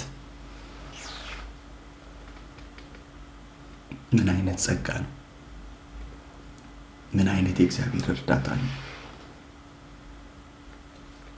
ለመጣባቸው ስድብ ሁሉ መልስ ሳይሰጡ፣ ለመጣባቸው ውርጅብኝ ሁሉ ሳይመልሱ። ምክንያቱም እንደዚህ ይላል፣ በእግዚአብሔር ፊት ይላል ጻድቃን ነበሩ። ይኸውልህ መጽሐፍ ቅዱስን ስታጠኑ አንዳንድ ነገር ከተደጋገመ አስምሩበት። በእግዚአብሔር ፊት፣ በእግዚአብሔር ፊት፣ በእግዚአብሔር ፊት የሚል ታገኛላችሁ። ኦኬ፣ ነገሩን ቀየር አድርገን እንየው። በሰው ፊትስ ነው ጥያቄው። በሰው ፊት መልሱን የምናገኘው ቅድም ያነበብኩላችሁ ክፍል ቁጥር 25 ላይ በሰዎች መካከል ስድቤን ያስወግድልኝ ዘንድ ያለችው። ኦኬ፣ አሁን በእግዚአብሔር ፊት ጻድቃን ነበሩ፣ በሰው ፊት ሲባል ስድብ ነበር። ልዩነቱ እሱ ጋር ነው። ስድብ ነበር። በእግዚአብሔር ፊት ጻድቃን ነበሩ፣ በሰው ፊት ነቀፌታ ነበረባቸው። በሰው ፊት ያልተመለሰ ጥያቄ ነበራቸው። በሰው ፊት የጎደለ ነገር ነበረ ማይታይ። ይሄውና እግዚአብሔር የሰጠን ብለው ይዘውት ለጊዜው ያልወጡ ጉዳይ ነበራቸው። ለምንድን ነው እንደዛ ይዘው ያልወጡት ካለን እግዚአብሔር ያከረመው ወራት አለ፣ የቀጠረው ወራት አለ፣ የወሰነው ወራት አለ። ወደ እነሱ ሊመጣ ቀነ ቀጠሮ የያዘበት ወራት አለ። ሃሌሉያ። ምክንያቱም ኤልሳቤጥ ራሷ መልሳልናለች። ምንድን ነው ያለችው? በተመለከተበት ወራት እግዚአብሔር የሚመለከትበት ወራት አለ። ባልተመለከተበት ወራት ስድብ ይሆናል፣ ነቀፌታ ይሆናል። ያልገባቸው ሰዎች፣ ለምን በዛ መንገድ እንደምታልፍ ያልተረዱ ሰዎች ይመጣሉ፣ ይጠይቁሃል። እኔ የምልህ ወዳጅ፣ እንደው ግን በእውነት አሁንም ጌታን እየጠበክ ነው ይለዋል። ሊሳለቁብህ ይችላሉ። የሆነላቸውን ነገር አሳይተው ያልሆነልህን ነገር አጉልተውብህ ሊሄዱ ይችላሉ። ሩቅ እንዳትጠብቅ፣ ቅርብ። ካህኑ፣ ኤሊው፣ አገልጋዩ፣ ፓስተሩ፣ ነብዩ ሊሳለቁብህ ይችላሉ። ጉድለትን ሊያሳዩህ ይችላሉ። መች ነው ግን ላንተ ሊሉ ይችላሉ። ምክንያቱም ኤልሳቤጥ የነቀፏት ፍልስጤማውያን አይደሉም፣ ኢያቡሳውያን አይደሉም፣ አብረዋት የሚኖሩ እስራኤላውያን ሄደው የሚያስቀድሱ መቅደስ የሚቆሙ በእነሱ አገልግሎት የሚካፈሉ ሊነቅፏቸው ይችላሉ።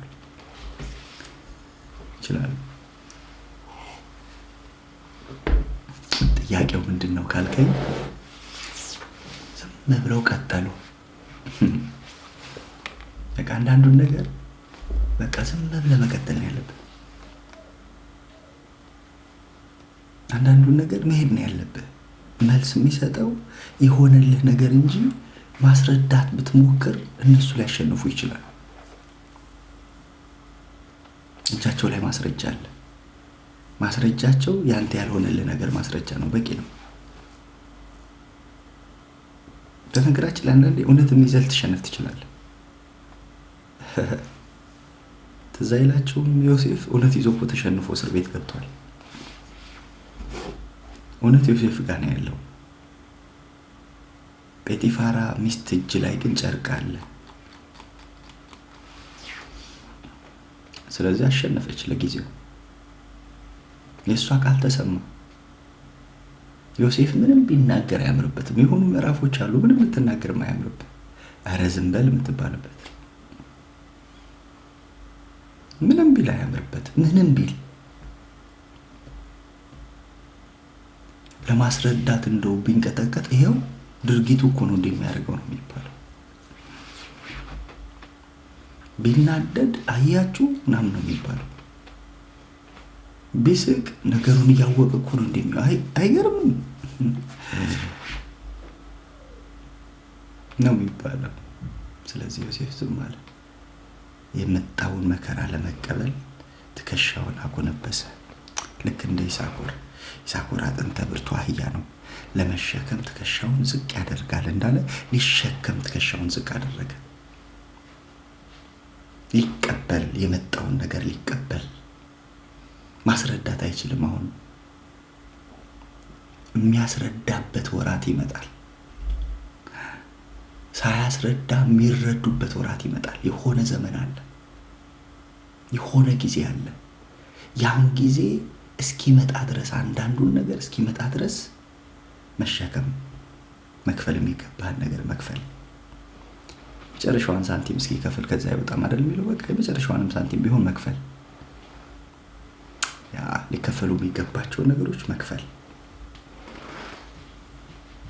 እስከ መቼ? ወራቱ እስኪመጣ፣ ያ እግዚአብሔር ወራት እስኪመጣ፣ ያ እግዚአብሔር ነገርን የሚቀይርበት ወራት እስኪመጣ፣ ሲዝን እስኪመጣ። አቻኮሉት የሚባልበት ምዕራፍ አለ። ዮሴፍ ራሱ ቢፈልግ ሊያዘገየው የማይችልበት ጥሪ፣ የንጉሥ ጥሪ ይመጣል። ራሱ ዮሴፍ ሊያዘገየው የማይችለው። ሃሌሉያ። ነገር የሚቸኩልበት ጊዜ አለ። ወራት አለው እግዚአብሔር። በማጽናናት ነው የሚጨርሰው መልእክቴ። ወራት አለው እግዚአብሔር። የሚያይበት ወራት አለው። የሚጎበኝበት ወራት አለው። ነገር የሚለወጥበት ወራት አለ። ታሪክ የሚቀየርበት ወራት አለ። ያ ወራትህን ግን እግዚአብሔር እስኪያመጣው ድረስ ስድብ ጥገብ፣ ነቀፌታ ጥገብ። አትፍራ ነቀፌታ፣ አትፍራ። ይኸው የተነቀፉ ሰዎች ነው እያሳየኋቸው ያሉት። መዝሙር የቀየሩ ሰዎች ነው እያሳየኋቸው ያሉት። መዝሙር ቀይረዋል አባቶች፣ ሁኔታው ሲከብዳቸው፣ ዘወትር ሲያስጨንቋቸው፣ ዘወትር አምላክ ወዴት ነው ሲባል መዝሙር ቀይሩ። እንባዬ ያለ በቀንና በሌሊት ምግብ ሆነኝ። እንባ ውስጥ ያላችሁ ሰዎች አላችሁ። ሀዘን ውስጥ ያላችሁ ሰዎች አላችሁ። ሰዎች የሰበሯችሁ ሰዎች አላችሁ። በሆነ ነገር ያዘናችሁ ሰዎች አላችሁ። የእውነት በእግዚአብሔር ቃል ተጽናኑ። በእግዚአብሔር ቃል ተጽናኑ። ወራት አለ እግዚአብሔር፣ ወራት አለው። የሚጎበኝበት ወራት አለው። የሚያስብበት ወራት አለው። ሰዳቢዎቻችሁ ስም አውጪዎቻችሁ የሚሆኑበት ወራት ይመጣል። ይሄ ትንቢት ነው። ጌታ እንዲህ ይላችኋል በል። ትንቢት ነው ይሄ። የሰደቧችሁ ያረዷችሁ ምናልባት የምስራች ነጋሪዎቻችሁ ሊሆኑ ይችላሉ። ሲሆን ወር ሲመጣ፣ ዘመን ሲመጣ፣ ጉብኝት ሲመጣ፣ የእግዚአብሔር ቀን ሲመጣ ዮሴፍ ሞቷል ያሉ ሰዎች ናቸው ዮሴፍ በሕይወት አለ የሚሉት። ሃሌሉያ። በቃ አንዳንዱ ነገር ዝም ማለት በቃ መጥገብ አለበት። ለመሰለ የእግዚአብሔር ቀን ሲመጣ የሚያፍሩት እነሱ ናቸው።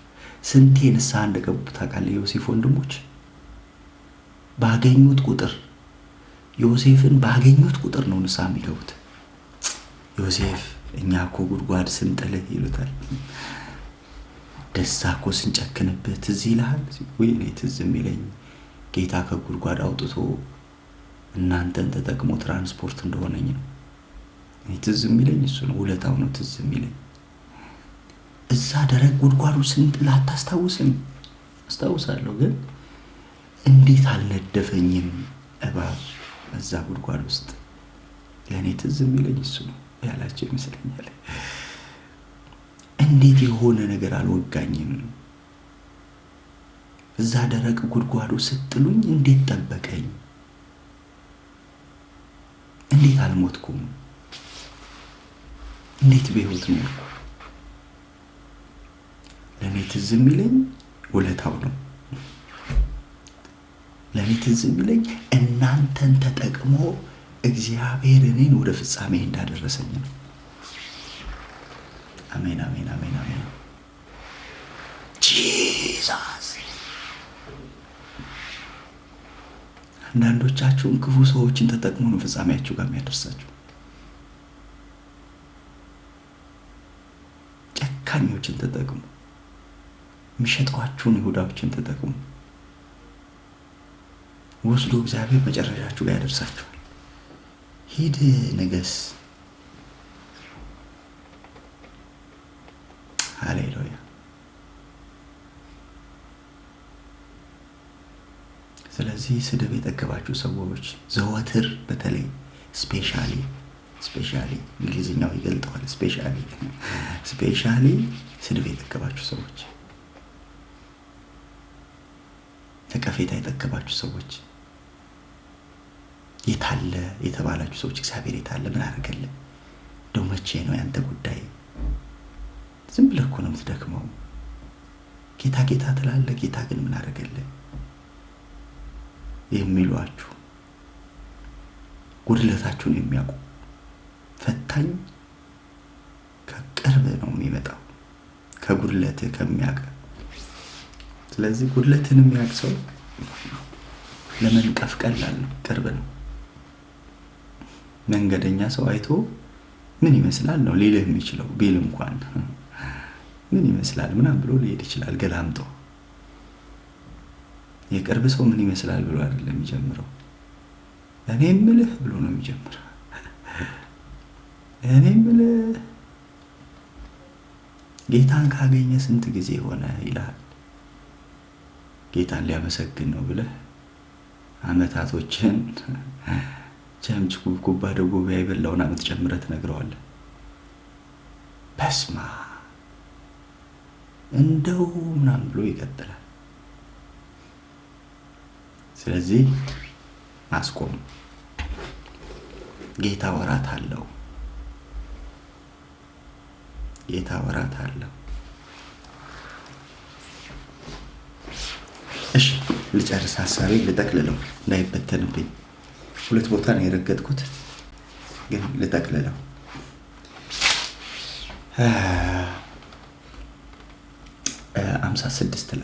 56 ላይ የምስራች አለ። ሃሌሉያ። እንደዚህ ይላል፣ የኤልሳቤጥ የመውለጃዋ ጊዜ ደረሰ። አትልም?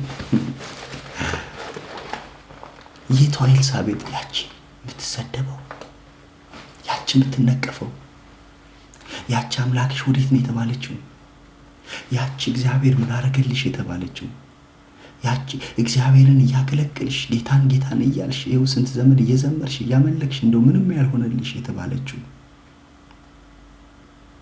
የመውለጃዋ ጊዜ ደረሰ። ማን የሚገኝ ይመስልሃል? ዘወትር አምላክሽ ወዴት ነው ያሏት? ማን የተገኘ ይመስልሃል? እግዚአብሔር ምን አደረገልሽ ያሏት? ጌታ መቼ ነው የሚያይሽ? መቼ ነው የሚጎበኝሽ ያሏት? እነሱ ተገኙ። ሃሌሉያ! በጌታ በኢየሱስ የሆነ ወራት እግዚአብሔር እያመጣ የሆነ ወራት፣ የመታሰብ ወራት፣ የመታየት ወራት፣ ነገርን ለማስረዳት ሳትታገል የሆነልህ ነገር በራሱ የሚታይ የሚሆንበት ዘመን።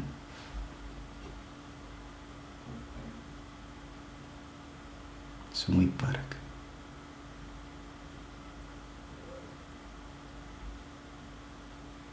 የተወለደልህ ነገር የሚታይ፣ የተደረገልህ ነገር የሚታይ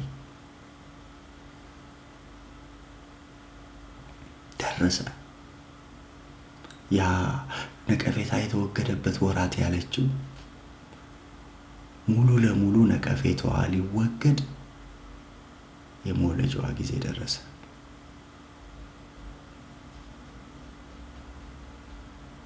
ሃሌሉያ!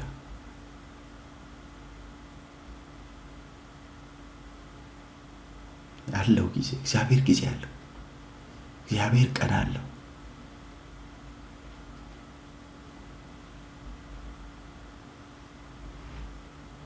እግዚአብሔር ቀን አለው። ነገር የሚለወጥበት ቀን አለ። ነገር የሚደርስበት ቀን አለ። አይመስልም አንዳንዱ ሲጨልም፣ አይመስልም አንዳንዱ ነገር ሲከብድ፣ አይመስልም አንዳንዱ ነገር ሲቆይ። እስከ መጨረሻው ለሄዱ ሰዎች፣ ንግግር ላላስቆማቸው ሰዎች፣ ስድብ ላላስቆማቸው ሰዎች፣ ነቀፌታ ላላስቆማቸው ሰዎች፣ እስከ መጨረሻው መዝሙር ላልቀየሩ ሰዎች፣ ቢቀይሩም ተመልሰው የተመለሱ። አንዳንዴ ትቀይራለህ፣ ሰው ነህና ይሰማሃል፣ እንጉርጉሮ ምናምን ታሰማለህ። ግን በዛው አለመቀጠል ማለት ነው፣ መለስ ማለት። አንዳንዴ የሰው ነፍስ በምድር ላይ ብርቱ ሰልፍ አይደል? ሰልፉ ሲበረታ እንደው ታጉረመርማለህ እኮ። ምርር ሊልህ ይችላል። በምሬትህ ግን ፀሐይ አይግባ። አንዳንዴ እንደ ሰው ጌታን ልታኮርፈው ትችላለህ። አልገጠማችሁም? አኩርፋችሁ አታውቁም? ግን አኩርፈህ ውለህ አትደር። መለስ በል። አንተ አዋቂ ነህ በል። ዛሬ እህታችን የምስራች ወደ ጌታ ሄዳለች አይደል? ብዙ ሰዎች አኩርፈዋል። እንዴት ጌታ ሆይ ምናምን ብለዋል። ግን መጨረሻ እግዚአብሔር አዋቂ ነው ብለህ ጨርስ። ገብቶሃል? በቃ አዋቂ ነው። እኛም ማናውቀው እግዚአብሔር የሚያውቀው። እግዚአብሔር አዋቂ ነው። ቢሆንልኝ ቢምርልኝ ብለህ ትጸልያለህ። ግን አልፎ ለመጣ ነገር አንተ አኩርፈህ መሰንበት የለብህም። እሱ ከሆነ ነው ችግሩ። የምትወደው ስታጣ ካንተ ሲለይ ታዝናለህ። እንደ ማንኛውም ሰው ታዝናለህ፣ ታኮርፋለህ። ለምን ጌታ ሆይ አልገባኝም ምናምን ትላለህ። ግን እንደሱ ብለህ ውለህ አትደር፣ አትሰንብት እሱ ላይ። ገብቶሃል? አንዳንድ ሰዎች ይሰነብታሉ እዛው። አንተም አታይም፣ አንተም አትፈርድም፣ ዝም ብዬ እኮ ነው የምደክመው ይላሉ።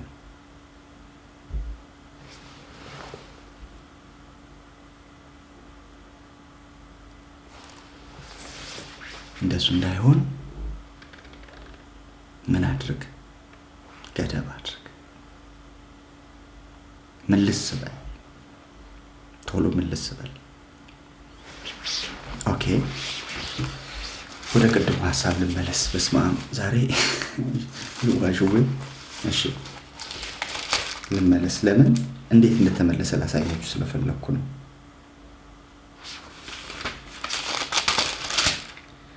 እንባዬ በቀንና በሌሊት ምግብ ሆነ። ይህን ሳስብ ነፍሴ በእኔ ውስጥ ፈሰሰች። ወደ እግዚአብሔር ቤት ወደ ምስጋናው መኖሪያ ስፍራ ገባለሁና በዓል የሚያድሩ ሰዎች የደስታን ምስጋናን ቃል አሰሙ ይላል። ከዛ ይኸው እንዴት እንደተመለሰ እዩኝ፣ በደንብ እዩ። ነፍሴ ሆይ ለምን ታዝኛለሽ?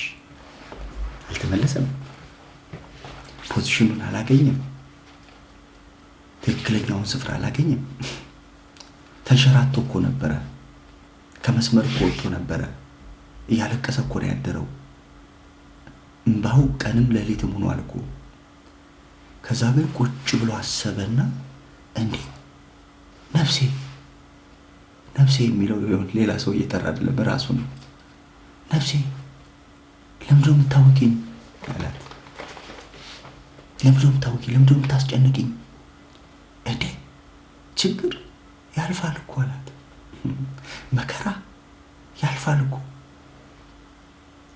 ለምንድን ነው የሚያልፈው መከራ የሚያንገዳግድሽ? ለምን ታስጨንቂኛለሽ? እና ምን ልታደርግ ነው ስትለው የፊቴን መድኃኒት አምላኬን አመሰግነው ዘንድ በእግዚአብሔር ታመኝ። ሃሌሉያ። ምልስ አለ። እንደሱ አይደል የሚለው መዝሙር 23 ነፍሴ መለሳት። የሆኑ የሚያንገጫግጩ ነገሮች ሲገጥሙ፣ የሆነ የሚያንገዳግድ ነገር ሲገጥም፣ የሆነ ከመስመር ሊያወጣ የሚታገል ነገር ሲመጣ፣ የሆነ ከእግዚአብሔር የተቀበልካቸው ነገሮች ሊያስጥሉ የሚመጡ፣ እንባ ውስጥ፣ ሐዘን ውስጥ፣ መከራ ውስጥ ሊጨምሩ የሚመጡ ተግዳሮቶች ሲመጡ መለስ ነፍሴ ሆይ ለምን ታዝኛለሽ? አንዳንድ ጊዜ ሰው ከሰው ጋር እንደሚያወራ ከነፍሳችሁ ጋር አውሯት ነፍሳችሁን። እኔ የምልሽ ነፍሴ ብላችሁ ነፍሳችሁን አውሯት። ለምንድን ነው ያዘንሽው? ከዛ ትዘረዝርላችኋለች አሳማኝ የሚመስል ምክንያቱም እውቀት ያለው ነፍስ ውስጥ ነው።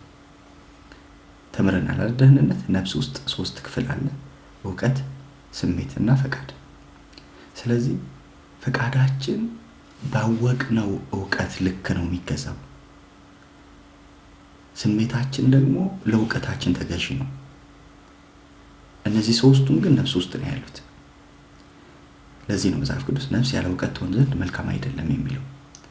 በነፍሳችን ውስጥ የሚገባው እውቀት ፈቃዳችንን ያዘዋል፣ ፈቃዳችን ደግሞ ስሜታችንን ያዘዋል።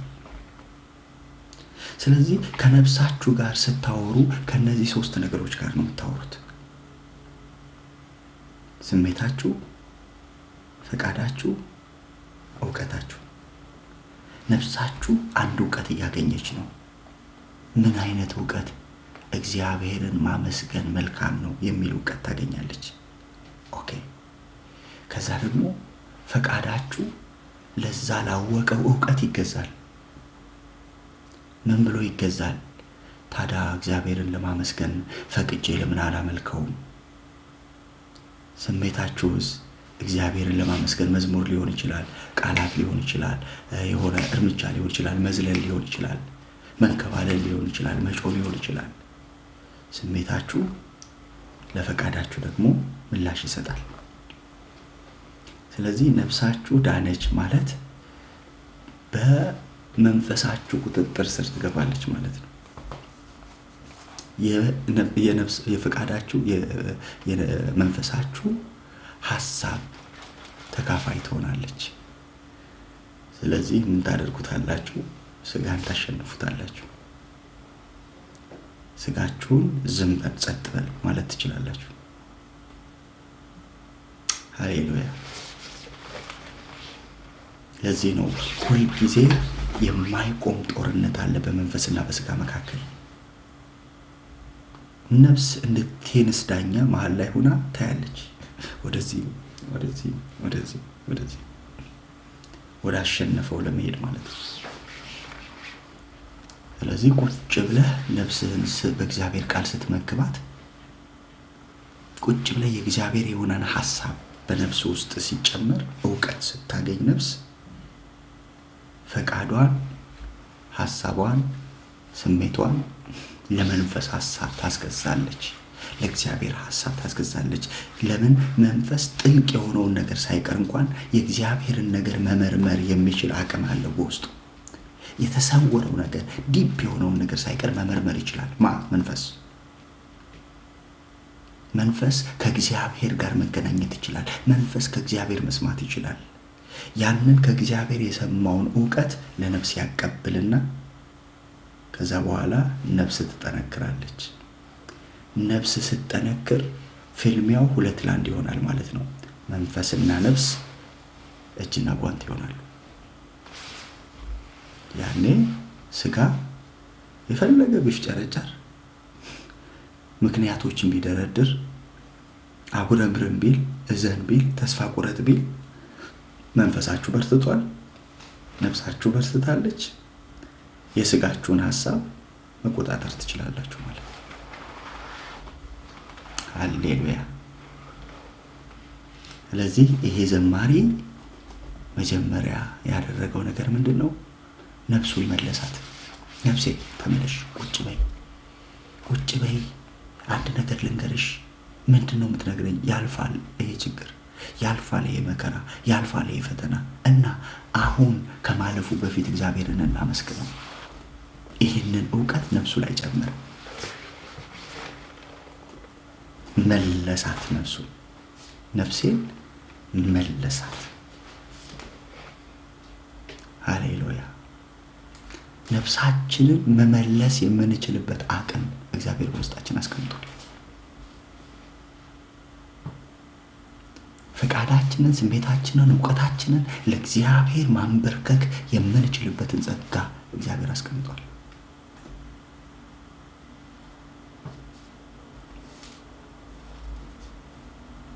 ሕያው የሆነው መንፈሳችን ጉልበታም የሚሆነው ነፍስ አብራው ስትቆም፣ ከሱ ወገን ስትሆን፣ ፈቃዳችን፣ ስሜታችን፣ ዕውቀታችን ለእግዚአብሔር ሐሳብ ሲገዛ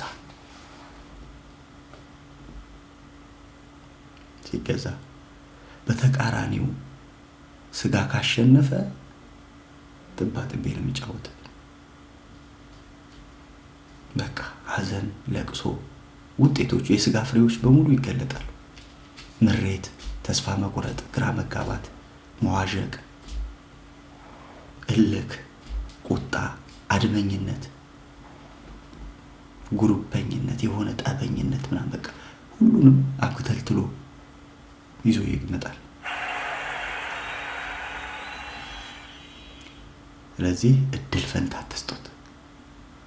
ስጋችሁ እንዲያሸንፍ እድል ፈንታ አትስጡት።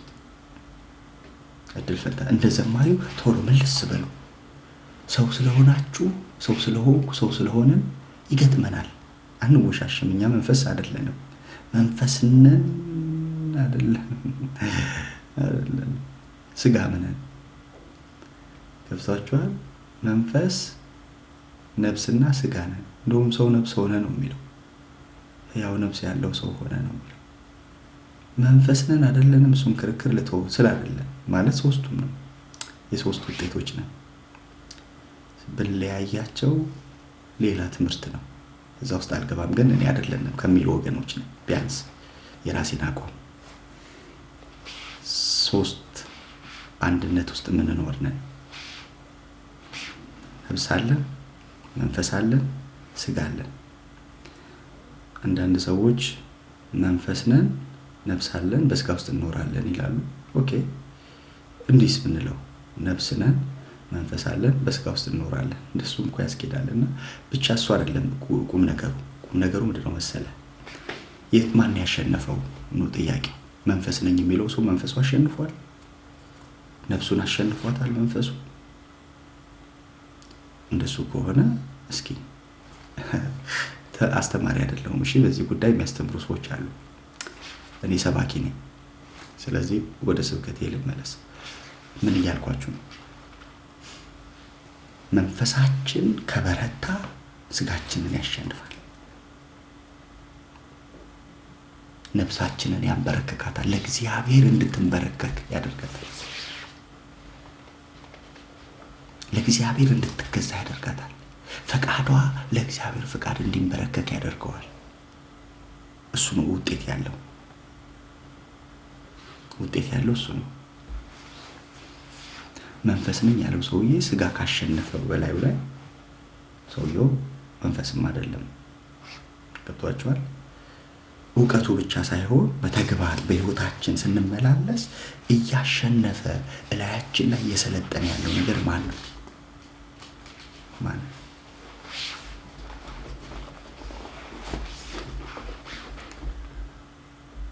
ድንገት ገብቼ ነበርና እንዴት እንደገባሁ እግዚአብሔር ነው የሚያውቀው። የሆነ ቦታ ግብት ስል የሆነ ሰው እየሰበከም ያስተማረም ነበረ መሰለኝ። እኔ 2 ደቂቃ ነው 1 ደቂቃ አልተቀመጥኩም። የሚዘገንኑ ስድቦች፣ እኔ በዓለሙኛ እንደዚህ አይነት ስድብ ሰምቼ አላውቅም።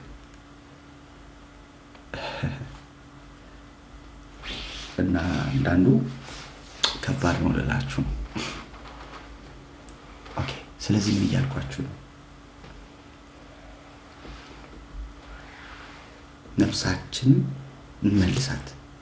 ትመልሳለች። በእግዚአብሔር ቃል እውቀት ትመልሳለች። የእውነት ከነገርናት ትመልሳለች። ይሄ ዘማሪ ነፍሱን መልሷታል። ምን ብሎ? ነፍሴ ሆይ ለብዙ የምታውቂ እስኪ አስረጅ፣ ለብዙ የምታስጨንቂኝ። እኔ እኮ አሁን የምፈልገው የጀመርኩት እኮ መዝሙር አለ፣ የምስጋና መዝሙር። እግዚአብሔርን እኮ ላመሰግን የጀመርኩት፣ እግዚአብሔርን እኮ ልባርከው ነው የጀመርኩት። በምስጋና አንደበቴን ጀምሬ ሌላ ነገር ውስጥ ያስገባሽኝ ለምንድን ነው ብሎ ነፍሱን ገሰጻት። ከዛ አንድ ምክር ደግሞ መከራት፣ በእግዚአብሔር ታመኝ። ሃሌሉያ! በእግዚአብሔር ታመኝ። ጥቅሱ መዝሙረ ዳዊት 41:3 የድሮ መጽሐፍ ቅዱስ ስለሆነ በቅንፍ 42 የግዕዙ ቁጥር ማለት ነው። በእግዚአብሔር ታመኝ። ሃሌሉያ! በእግዚአብሔር ታመኝ። እሺ፣ የጨረሰው ሐሳቤ የመውለጃዋ ጊዜ ደረሰ። ወንድ ልጅን ወለደች። ጎረቤቶቿም ሃሌሉያ! እነማን ይመስሏችኋል? እስኪ ገምቱ፣ ጠርጥሩ። እነዚህ ጎረቤቶች ድንገት የመጡ ድንገት የተፈጠሩ? እስኪ እንጠርጥር። እነማን ናቸው እነዚህ ጎረቤቶች? ድንገት የተከራዩ? ድንገት ቤት ቀይረው የመጡ? አይመስለኝም። አብረው ረጅም ዘመን የኖሩ፣ ጉድለቷን የሚያውቁ፣ መከራዋን የሚያውቁ፣ ፈተናዋን የሚያውቁ፣ ያልሆነላትን ነገር የሚያውቁ፣ ባልሆነላት ነገር ትላንት ሲያሳቅቋት የኖሩ፣ አምላክሽ ወዴት ነው ሲሏት የኖሩ፣ ጌታ ምን አደረገልሽ ያሏት። ሃሌሉያ! እነዛ ጎረቤቶቿ፣ ዘመዶቿ ጌታ ምሕረቱን እንዳገነነላት ሰምተው፣ ምን ብለው ሰምተው፣ በባርኮት ነው የምጨርሰው ብያለሁ። ሰምተው መጡ።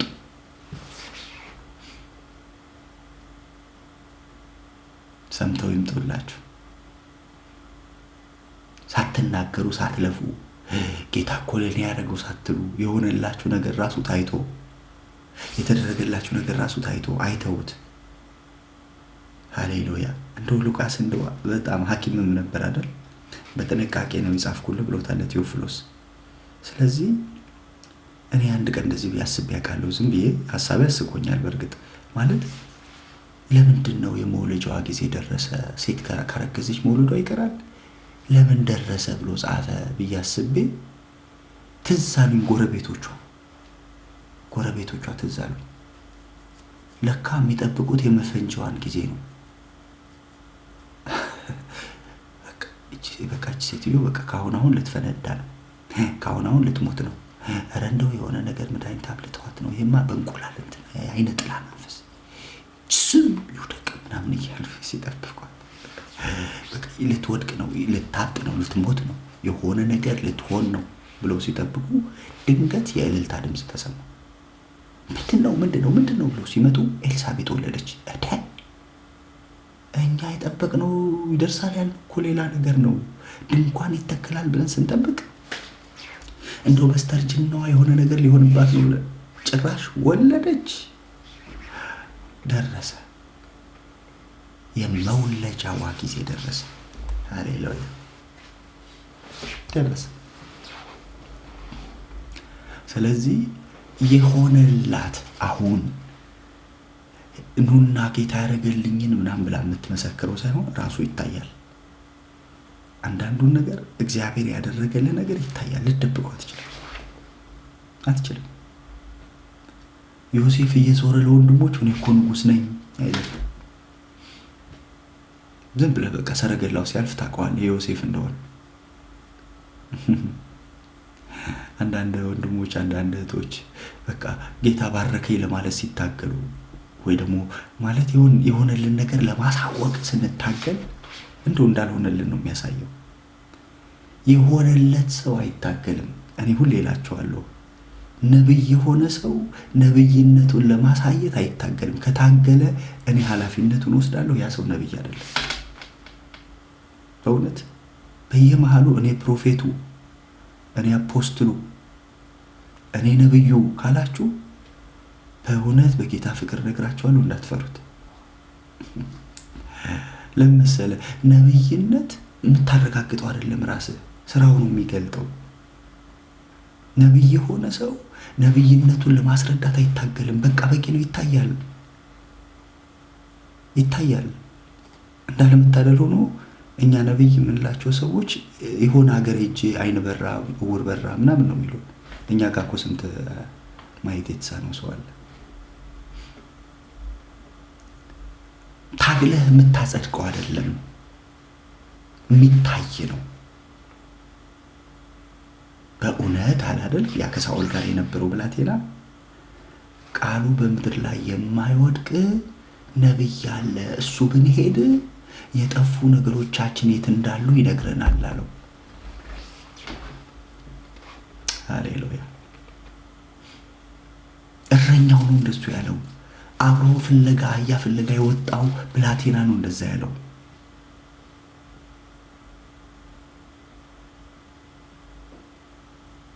ውልደትን አታረጋግጠውም፣ በንግግር ይታያል። እግዚአብሔር የሰጠ ነገር ጸጋ፣ እግዚአብሔር የሰጠ ጥሪ፣ እግዚአብሔር የሰጠ የትኛውም ነገር የሚታይ ነው። ብትሸፍነው እንኳን ይታያል። ይታያል። ብትደብቀው ይታያል።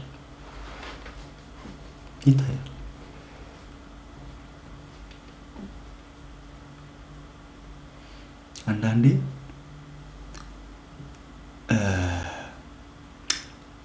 ሰዎች እግዚአብሔር የሰጣቸውን ትንቢት አያረካቸውም እና መሀል ላይ ይጨምሩበታል፣ መገዘት ይጨምሩበታል። እንደው ጌታ ይንቀለኝ፣ ይሄን የተናገርኩት ካልተፈጸመ ከመላሴ ጥቁር እንትን ይነቀል።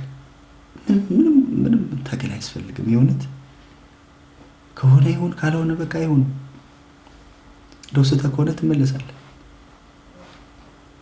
ወድቀህ ከሆነ ትነሳለህ። እግዚአብሔር የሰጠንን ነገር ለማረጋገጥ መታገል አያስፈልግም። ለምሳሌ ሲሆንለት እኮ ሰውየው ይመጣል። አይገርምም? እንደዚህ እኮ የሆነው እንደዚህ ሆነ ብሎ እኮ ይመጣል። ምንም መታገል አያስፈልግም። ዮሐንስ በትግል አልታየም፣ ራሱ ነው የታየው። ተወልዶ ታየ። ስለዚህ ጎረቤቶቿ፣ ዘመዶቿ ጌታ ምሕረት እንዳገነነላት ሰምተው፣ እሷ አልመሰከረችም። የተደረገላት ነገር ግን የሚሰማ ነው። ሰፈር ይሰማል፣ ጎረቤት ይሰማል፣ ዘመድ ሰፈር ይሰማል፣ አካባቢ ላይ ይሰማል። እግዚአብሔር የሚሰማ ነገር ይስጣችሁ። ሰፈራችሁ የሚሰማው፣ መንደራችሁ የሚሰማው፣ አካባቢያችሁ የሚሰማው፣ አገራችሁ የሚሰማው ነገር በኢየሱስም ይስጣችሁ። የማትታገሉበት፣ ለማስረዳት የማትታገሉበት፣ እንዲህ እኮ አድርጎልኝ ይገርምሃል እኮ ጌታ ያደረገልኝ ብለህ ሳትታገል የሆነልህ ነገር በራሱ የሚታይ። ሃሌሉያ። የሚታይ ዮሐንስ የሚታይ ማረጋገጫ የማያስፈልገው በቃ መጥተው አዩ። ምን አይነት ሕፃን እየተገረሙ እችንማ ቆይ ስም የምናወጣው ለሱ ብቻ አይደለም አለ፣ እሷም ስም ያስፈልጋል አለ። አይገርምም? በቤታችሁ እኮ ልጅ ብትወልዱ ስም የሚወጣላችሁ ለልጃችሁ ነው። ኤልሳቤጥ ቤት ግን ለሷም ስም ወጣላት። አሜን። ለኤልሳቤጥም ስም ወጣ። ይህቺ ምሕረት የገነነላት አሏት። ይህች እግዚአብሔር የጎበኛት አሏት።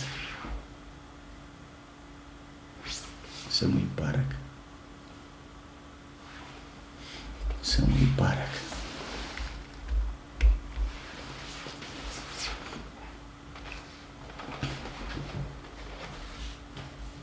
የሚታይ በረከት እግዚአብሔር ይስጣችሁ።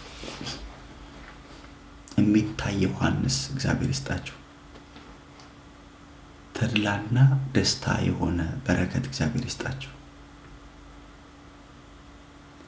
ለማሳየት የማትታገሉበት እንደ ፍናና ልጆች ለማስቀናት የማትታገሉበት እግዚአብሔር በሰጣችሁ ነገር ለኔስ ያደላል ለኔስ ልዩ ነው እያላችሁ ሌሎችን የማታበሳጩበትን በረከት እግዚአብሔር ይስጣችሁ።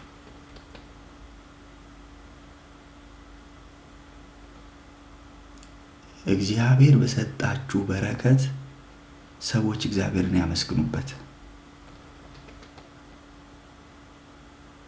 እግዚአብሔር በሰጣችሁ በረከት ሰዎች እግዚአብሔርን ይባርኩበት። ይሄ ሕፃን ምን ይሆን ይበሉበት። እግዚአብሔር ደምቆ ይታይበት። በፊቱ የሄዳችሁለት እግዚአብሔር እንደባረካችሁ በእግዚአብሔር ፊት የሚሄድ በረከት ይሆንላችሁ። ሃሌሉያ። በፊቱ ሄደው በፊቱ የሚሄድ በረከት ወለዱ። ደስ አይሉ?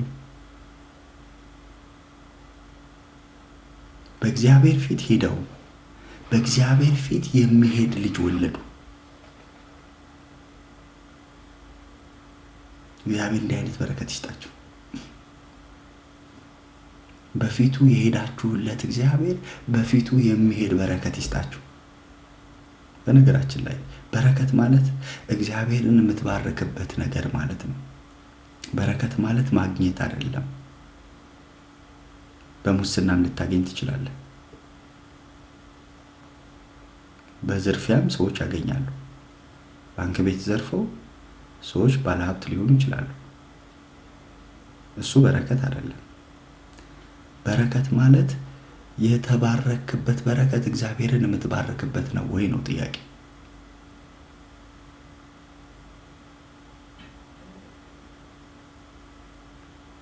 ያን በረከትን ይዘህ በአደባባይ እግዚአብሔር ይባረከኝ ትልበታለህ ወይ?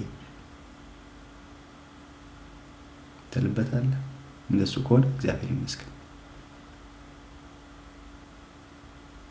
ሙሉን ብታነቡት ዘካርያስም አንደበቱን ከፍቶ እግዚአብሔርን እየባረከ እንዲህ አለ ነው የሚለው። አይ በረከት ሲሆን እግዚአብሔርን የምትባረክበት ነው የሚሆነው። ከእግዚአብሔር የሆነ በረከት እንደሱ ነው።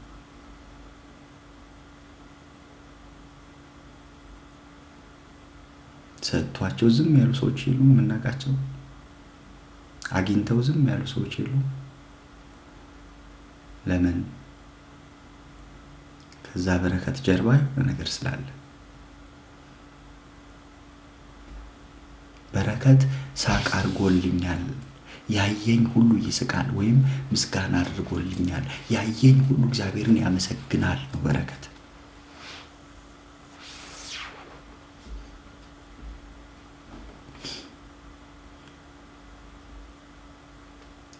ስለዚህ ዮሐንስ ተድላና ደስታ ሆኖ ነው የመጣው።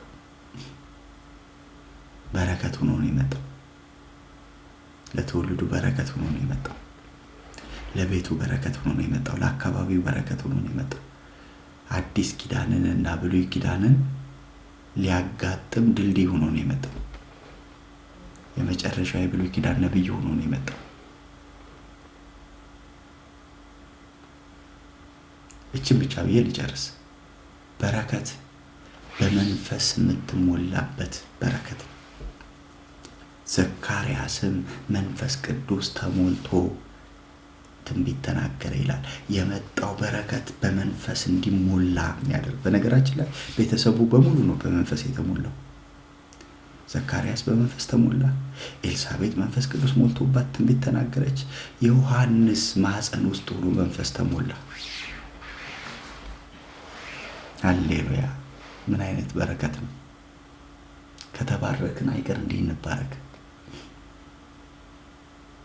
መንፈስ ይዞ የሚመጣ በረከት፣ መንፈስን የሚያረግ ሳይሆን እውነት እንደው ከጠቀማችሁ ልንገራችሁ። አንድ በጣም እንጸልይበት ቤተሰብ ነበረ። ጧት ጸሎት ነው፣ ቀን ጸሎት ነው፣ ማታ ጸሎት ነው። በጣም የተቀጣጠለ። ከዛ ዲቪዲ መጣ። ዲቪዲ ታውቃላችሁ? ዲቪዲ ብራዘር፣ ተከታታይ ጸሎት ወደ ተከታታይ ፊልም ተቀየረ።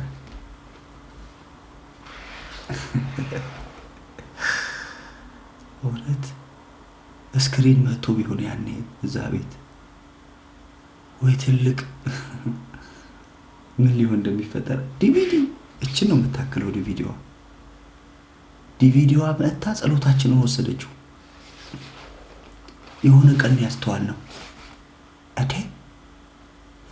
ወዴት እየሄድን ነው አለን።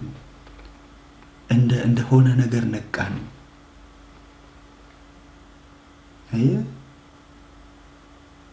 እየሞትን ነበር። ጌታ መንፈስ አነቃን። ምንም ባልነበረ በዛ ቤት ውስጥ ቲቪ የለ፣ የሆነ በጥፊ የሚሰራ ቴፕ ነው የነበረው። በጣም ስትመታው ነው የሚሰራው፣ ግን መንፈስ ነበረ።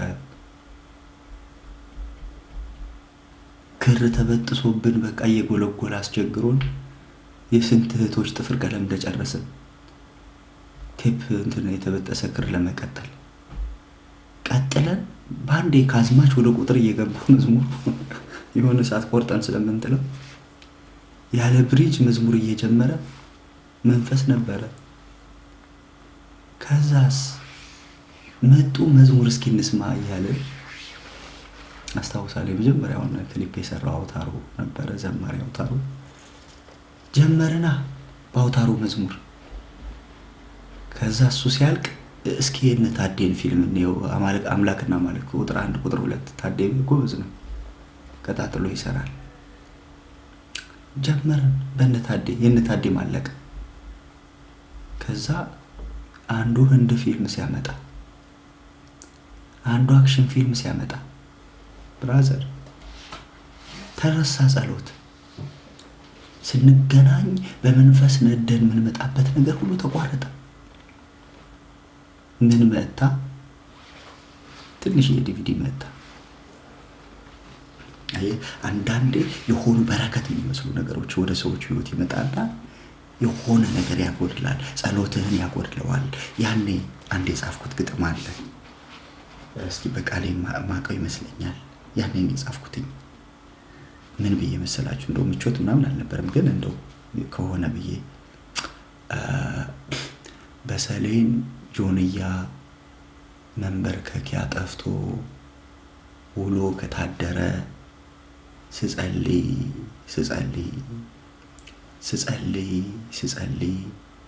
ደስ ይለኝ ነበረ። በቃሉ መገለጥ በተደፋሁበት ተንበርክኮ ጸሎት የማይሰለች ህይወት።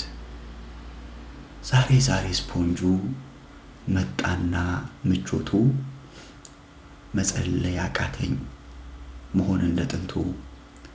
ቃሌን አሟጥጬ ቲቪው ላይ ፈጥጬ እግሬን አጣጥፌ ተዋጋኝ እንቅልፌ። ለጥቂት ደቂቃ ጸልዬ ሳበቃ እንቅልፍ አለኝ፣ ድካም አለኝ። አቤቱ ጌታ ሆይ እንደ ቀድሞ አስበኝ። ሰሌኑ ከሆነ ቤትህ የሚያኖረኝ ስፖንጁን ውሰደው ምቾቱ ይቅርብኝ።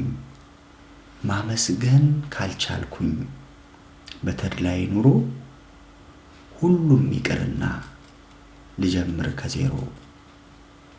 ማመስገን ካልቻልኩኝ በተድላይ ኑሮ ሁሉም ይቅርና ጀምር ከዜሮ የሚለው ልክ ስነቃ እኔ ከእንቅልፌ ስነቃ ጓደኞቼ ከእንቅልፋችን ስንነቃ የጻፍኩት ግጥም ነው። ጌታ መንፈስ አነቃን። ዲቪዲ መጥቶ ይዞን እየወረደ ከነበረበት ቁልቁለት ንቀልታል። ከዛ በፕሮግራም በሳምንት አንድ ቀን አረግን። ጸሎታችንን ቀጠልን። ጌታ ረዳን። ምን እያልኳችሁ ነው? አንዳንድ ነገሮች መተው ያስጠላሉ። በረከት የሚመስሉ የሆነ ነገር የሚመስሉ የእውነተኛ በረከት መገለጫው መንፈስ ቅዱስ ይሞላል። የእውነተኛ በረከት መገለጫው በመንፈስ ተሞልቶ ዘካርያስ ትንቢት ተናገረ። መንፈስ የማይሞላ በረከት አይደለም። ሊመስል ይችላል። በስማም እግዚአብሔር ጎበኘው ምናምን ልትባል ትችላለህ። ግን በመንፈስ የምትሞላ አንደበትን የምትከፍትበት ጌታ ያረገልኝ ጌታ ሰጠኝ የምትልበት ሃሌሉያ። በእንደዚህ አይነት በረከት እግዚአብሔር ይባርክ። ነቀፌታችሁ የሚወገድበት ወራት ይሁንላችሁ። ነቀፌታሽ የሚወገድበት ወራት፣ ስድብ የሚወገድበት ወራት፣ አምላክ ወዴት ነው አምላክሽ ወዴት ነው የሚል ነቀፌታ ሁሉ ተወግዶ የእግዚአብሔርን ክብር በሙላት የምታዩበት ምዕራፍ ይሁንላችሁ ለማለት እወዳለሁ። መልእክቴ ባጭሩ ለምን 1 ሰዓት ተኩል ሰብኬ ባጭሩ ቸርች ቢሆን ስንት ወረቀት ደርሶናል። ኧረ ወንድም ዘማሪዎች እየጠበቁ ነው። ጌታ ይባረክ። ይሄው ነው እንግዲህ ባጭሩ፣ ባጭር ቃል በቲክቶክ ቃል ነው። ባጭር ቃል ይሄን ይመስላል። ጌታ ይባርካችሁ። ጥቂት ደግሞ እናመልካለን፣ እንጸልያለን፣ ጌታን ፊት እንፈልጋለን። ሃሌሉያ አሜን አሜን። ሃሌሉያ አሜን አሜን። ሃሌሉያ አሜን አሜን። ሃሌሉያ አሜን አሜን። ከቦኝ የለም ወይ በየማለዳው፣ ከቦኝ የለም ወይ በየምሽቱ፣ ከቦኝ የለም ወይ እለት እለት፣ ከቦኝ የለም ወይ ያንተ አብሮነት። ቃልህን ሰማው ደስ አለኝ፣ ድምፅህን ሰማው ደስ አለኝ። ካንተ ጋር ቆየው ደስ አለኝ። አብሬ ዋልኩ ደስ አለኝ። አንተን አግኝቼ ሌላ መሄጃ አላሰኘኝ። ካንተ ጋር ቆየው ሌላ መቆያ አላሰኘኝ። ሃሌሉያ። ስምህ ይባረክ፣ ስምህ ይባረክ፣ ስምህ ይባረክ፣ ስምህ ይባረክ። ሃሌሉያ። ጌታን እጅግ አድርገን እናመሰግናለን። ስለዚህ ዛሬ በሰዎች በጠላት የተነገረ እናንተ ልብ ውስጥ የከበደ እናንተ አእምሮ ውስጥ የከበደ ሸክም ሆኖ የተቀመጠን ድንጋይ እግዚአብሔር አንከባሎታል። እንደ ሸክም ሆኖ ላያችሁ ላይ የተቀመጠ በቃ ረሳው የምትሉት ስትነቁ ተኝታችሁ ስትነቁ እናንተ ጋር የለም። በማታውቁት ምህረት በማታውቁት ቸርነት ውስጣችሁ ተሞልቶ ትነሳላችሁ። ያ ሸክማችሁ ተንከባሏል። የጌታ መንፈስ ያን ያደርጋል። ምክንያቱም ያንዳንዳችንን ውሏችንን ህይወታችንን የሚያቀሱ ስለሆነ የትኛው ነገር ከኛ ጋር እንደከረመ፣ የትኛው ነገር እንዳጎበጠን፣ የትኛው ነገር ተስፋ እንዳስቆረጠን፣ የትኛው ነገር እንደበረታብን የሚያቅ እሱ ስለሆነ ከላያችሁ ላይ ሸክምን ያንከባልላል። ስድብ፣ ነቀፌታ ያስወግድላችኋል። እንዴት እንደሆነ በማይገባችሁ መንገድ ተፈውሳችሁ ራሳችሁን ታገኙታላችሁ። ድናችሁ ራሱን ታገኙታላችሁ። ሸክማችሁ ተንከባሎ ራሳችሁን ታገኙታላችሁ። የገዘፈባችሁ የሰዎች ስድብ፣ የሰዎች መከራ፣ ነቀፌታ፣ አምላክህ ወዴት ነው የሚል ማላገጥ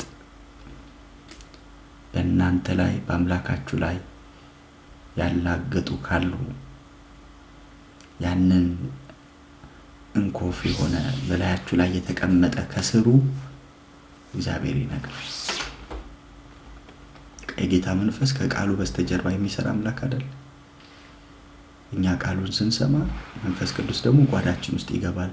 የሆኑ ነገሮች ትዝ አይላችሁም? ቃል ስንሰማ የትም ቦታ ቸርችም እዚህም የትም ቦታ ስንሄድ የሆነ ቃል ስንሰማ የሆነ ጉዳይ ትዝ ይለናል። የሆነ ስብራት፣ የሆነ መከራ። አሁን ምን እያደረገ ነው የጌታ መንፈስ? ያንን ያዘንበትን ቀን፣ ያንን ተስፋ የቆረጥንበትን ቀን ምን እያደረገው ነው? እያከበው ነው። ሊነቀል የሚገባውን እየነቀለው ነው። አንዳንድ ትዝታዎች ከኛ እየተወሰዱ ነው። ቀኑ ሙሉ አንተ ትዝታዬ ነህ ብሏል ዳዊት። ትዝታችን ውለታው እንዲሆን ቀደም ብያቸዋለሁ። ዮሴፍ ትዝታውን ወሰደለት። ስለዚህ ምን አለ? እናንተ ለክፉ ብታረጉትም አምላኬ ለመልካም ለውጦታል አለ። አሁን የኔ ትዝታ እግዚአብሔር እንዴት አዳነኝ፣ እንዴት ታደገኝ፣ እንዴት አስመለጠኝ፣ ለዚህ ቁም ነገር አበቃኝ እያልኩ ማስበው እሱን ነው አለ። ሃሌሉያ። ስለዚህ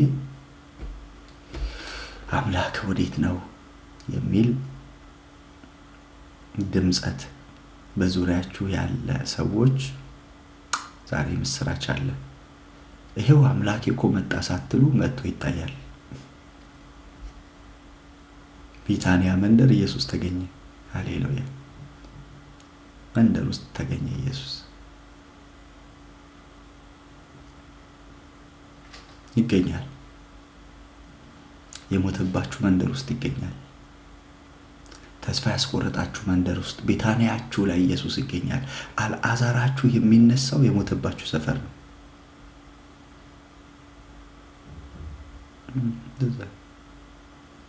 ያልሞትክበት ሰፈር አትነሳም። ብትነሳም ማንም አይገርመውም። አልዓዛር ሄዶ ኢየሩሳሌም ቢነሳ ማን ይገርመዋል? የሆነ አንድ ሰውዬ አስማት ነው መሰለኝ ተነስቷል ምናምን ነው የሚባለው። ቢታንያ ግን ሲነሳ ክብር አለ። ሃሌሉያ። ዛሬ እንግዲህ ሰዓት ስላላወቅኩኝ ተምታቶብናል። ቀጣይ ሳምንት እናስተካክላለን። ጌታ ይባረክ። መልእክቴን ጨርሻለሁ። ክለብሃውስ አልቋል ሰዓታችን። ጌታ ይባረክ። አንድ ሰው የሚጸልይ ወይ ደግሞ የሆነ የተለየ ሀሳብ የሚናገር ካለ እድል እሰጣለሁ ከክለብሃውስ።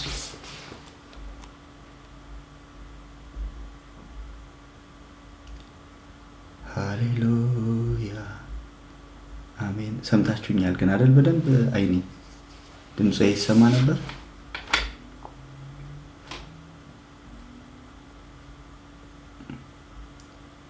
የስ እያሉ ነው በኮሜንት። የጌታ ኢየሱስ ይባርክ። አሜን። ቀጥል ማለት የከፈተ ማይቀር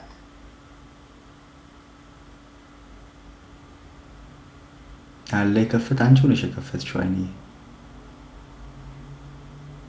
ተባረክልኝ። አሁን ከዚህ የበለጠ በእውነት ኃይል ይጨምርልን። ተባረክልኝ። አሁን አቅም ሰጥቶ ጉልበት ሰጥቶ በዚህ በሌሊት ላይ ብታገለግለን እንደዚህ ስለመጣ ተባረክ። አሜን እድም እንዳየ ከላይ ከታች መታለች ምትላለ መሰለኝ። ተባረክ። አሜን። ዝም ስትሉ ጊዜ ነው እኔ ገና መግባቴ ነው። ምን ሰምታ ነው ብዬ ተረጨ ሲሉ እኛ እንዲህ ልማድ የለንም ብዬ ነው። እየበሉ እየጠጡ ዝም የሚለውን ዘምር እንዴ? እኔ አልበላውም አልጠጣሁኝም፣ ግን የመጨረሻውን ያስባት በቃ ተንከባሏል። ልክ ስትነሱ ሄዷል። እሷ ላይ ነው የገባሁት። አይገርምም? በቃ የሚያስፈልግሽ እሷ ትሆናለች። እንግዲህ ይባረክ። ምን በሚለው መሰለሽ ዳዊት ሳሚ የሚባለው ሰው ሰድቦት አብሮት ኖረና ሊሞት የመጨረሻው ዘመኑ ነው። አንዳንድ ሰዎች ንግግር፣ የጠላት ንግግር፣ የክፋት ንግግር ብዙ ዘመን አብሮ ይኖራል እና ያንን ነው ስናንከባልል የነበረው። አብሮ እንዳይኖር ወደ ባለቤቱ ወደ ክፉ መልሰን እኛ በጤና እኛ በሰላም እኛ በምህረት እኛ በይቅርታ ጉዟችንን እንቀጥላለን። የሰዎች ነቀፌታ ያስወግድልኝ ዘንድ አለች ኤልሳቤጥ እና ያ ነቀፌታ ሐዘንም ይሆን ስብራትም ይሆን መከራም ይሆን ነውና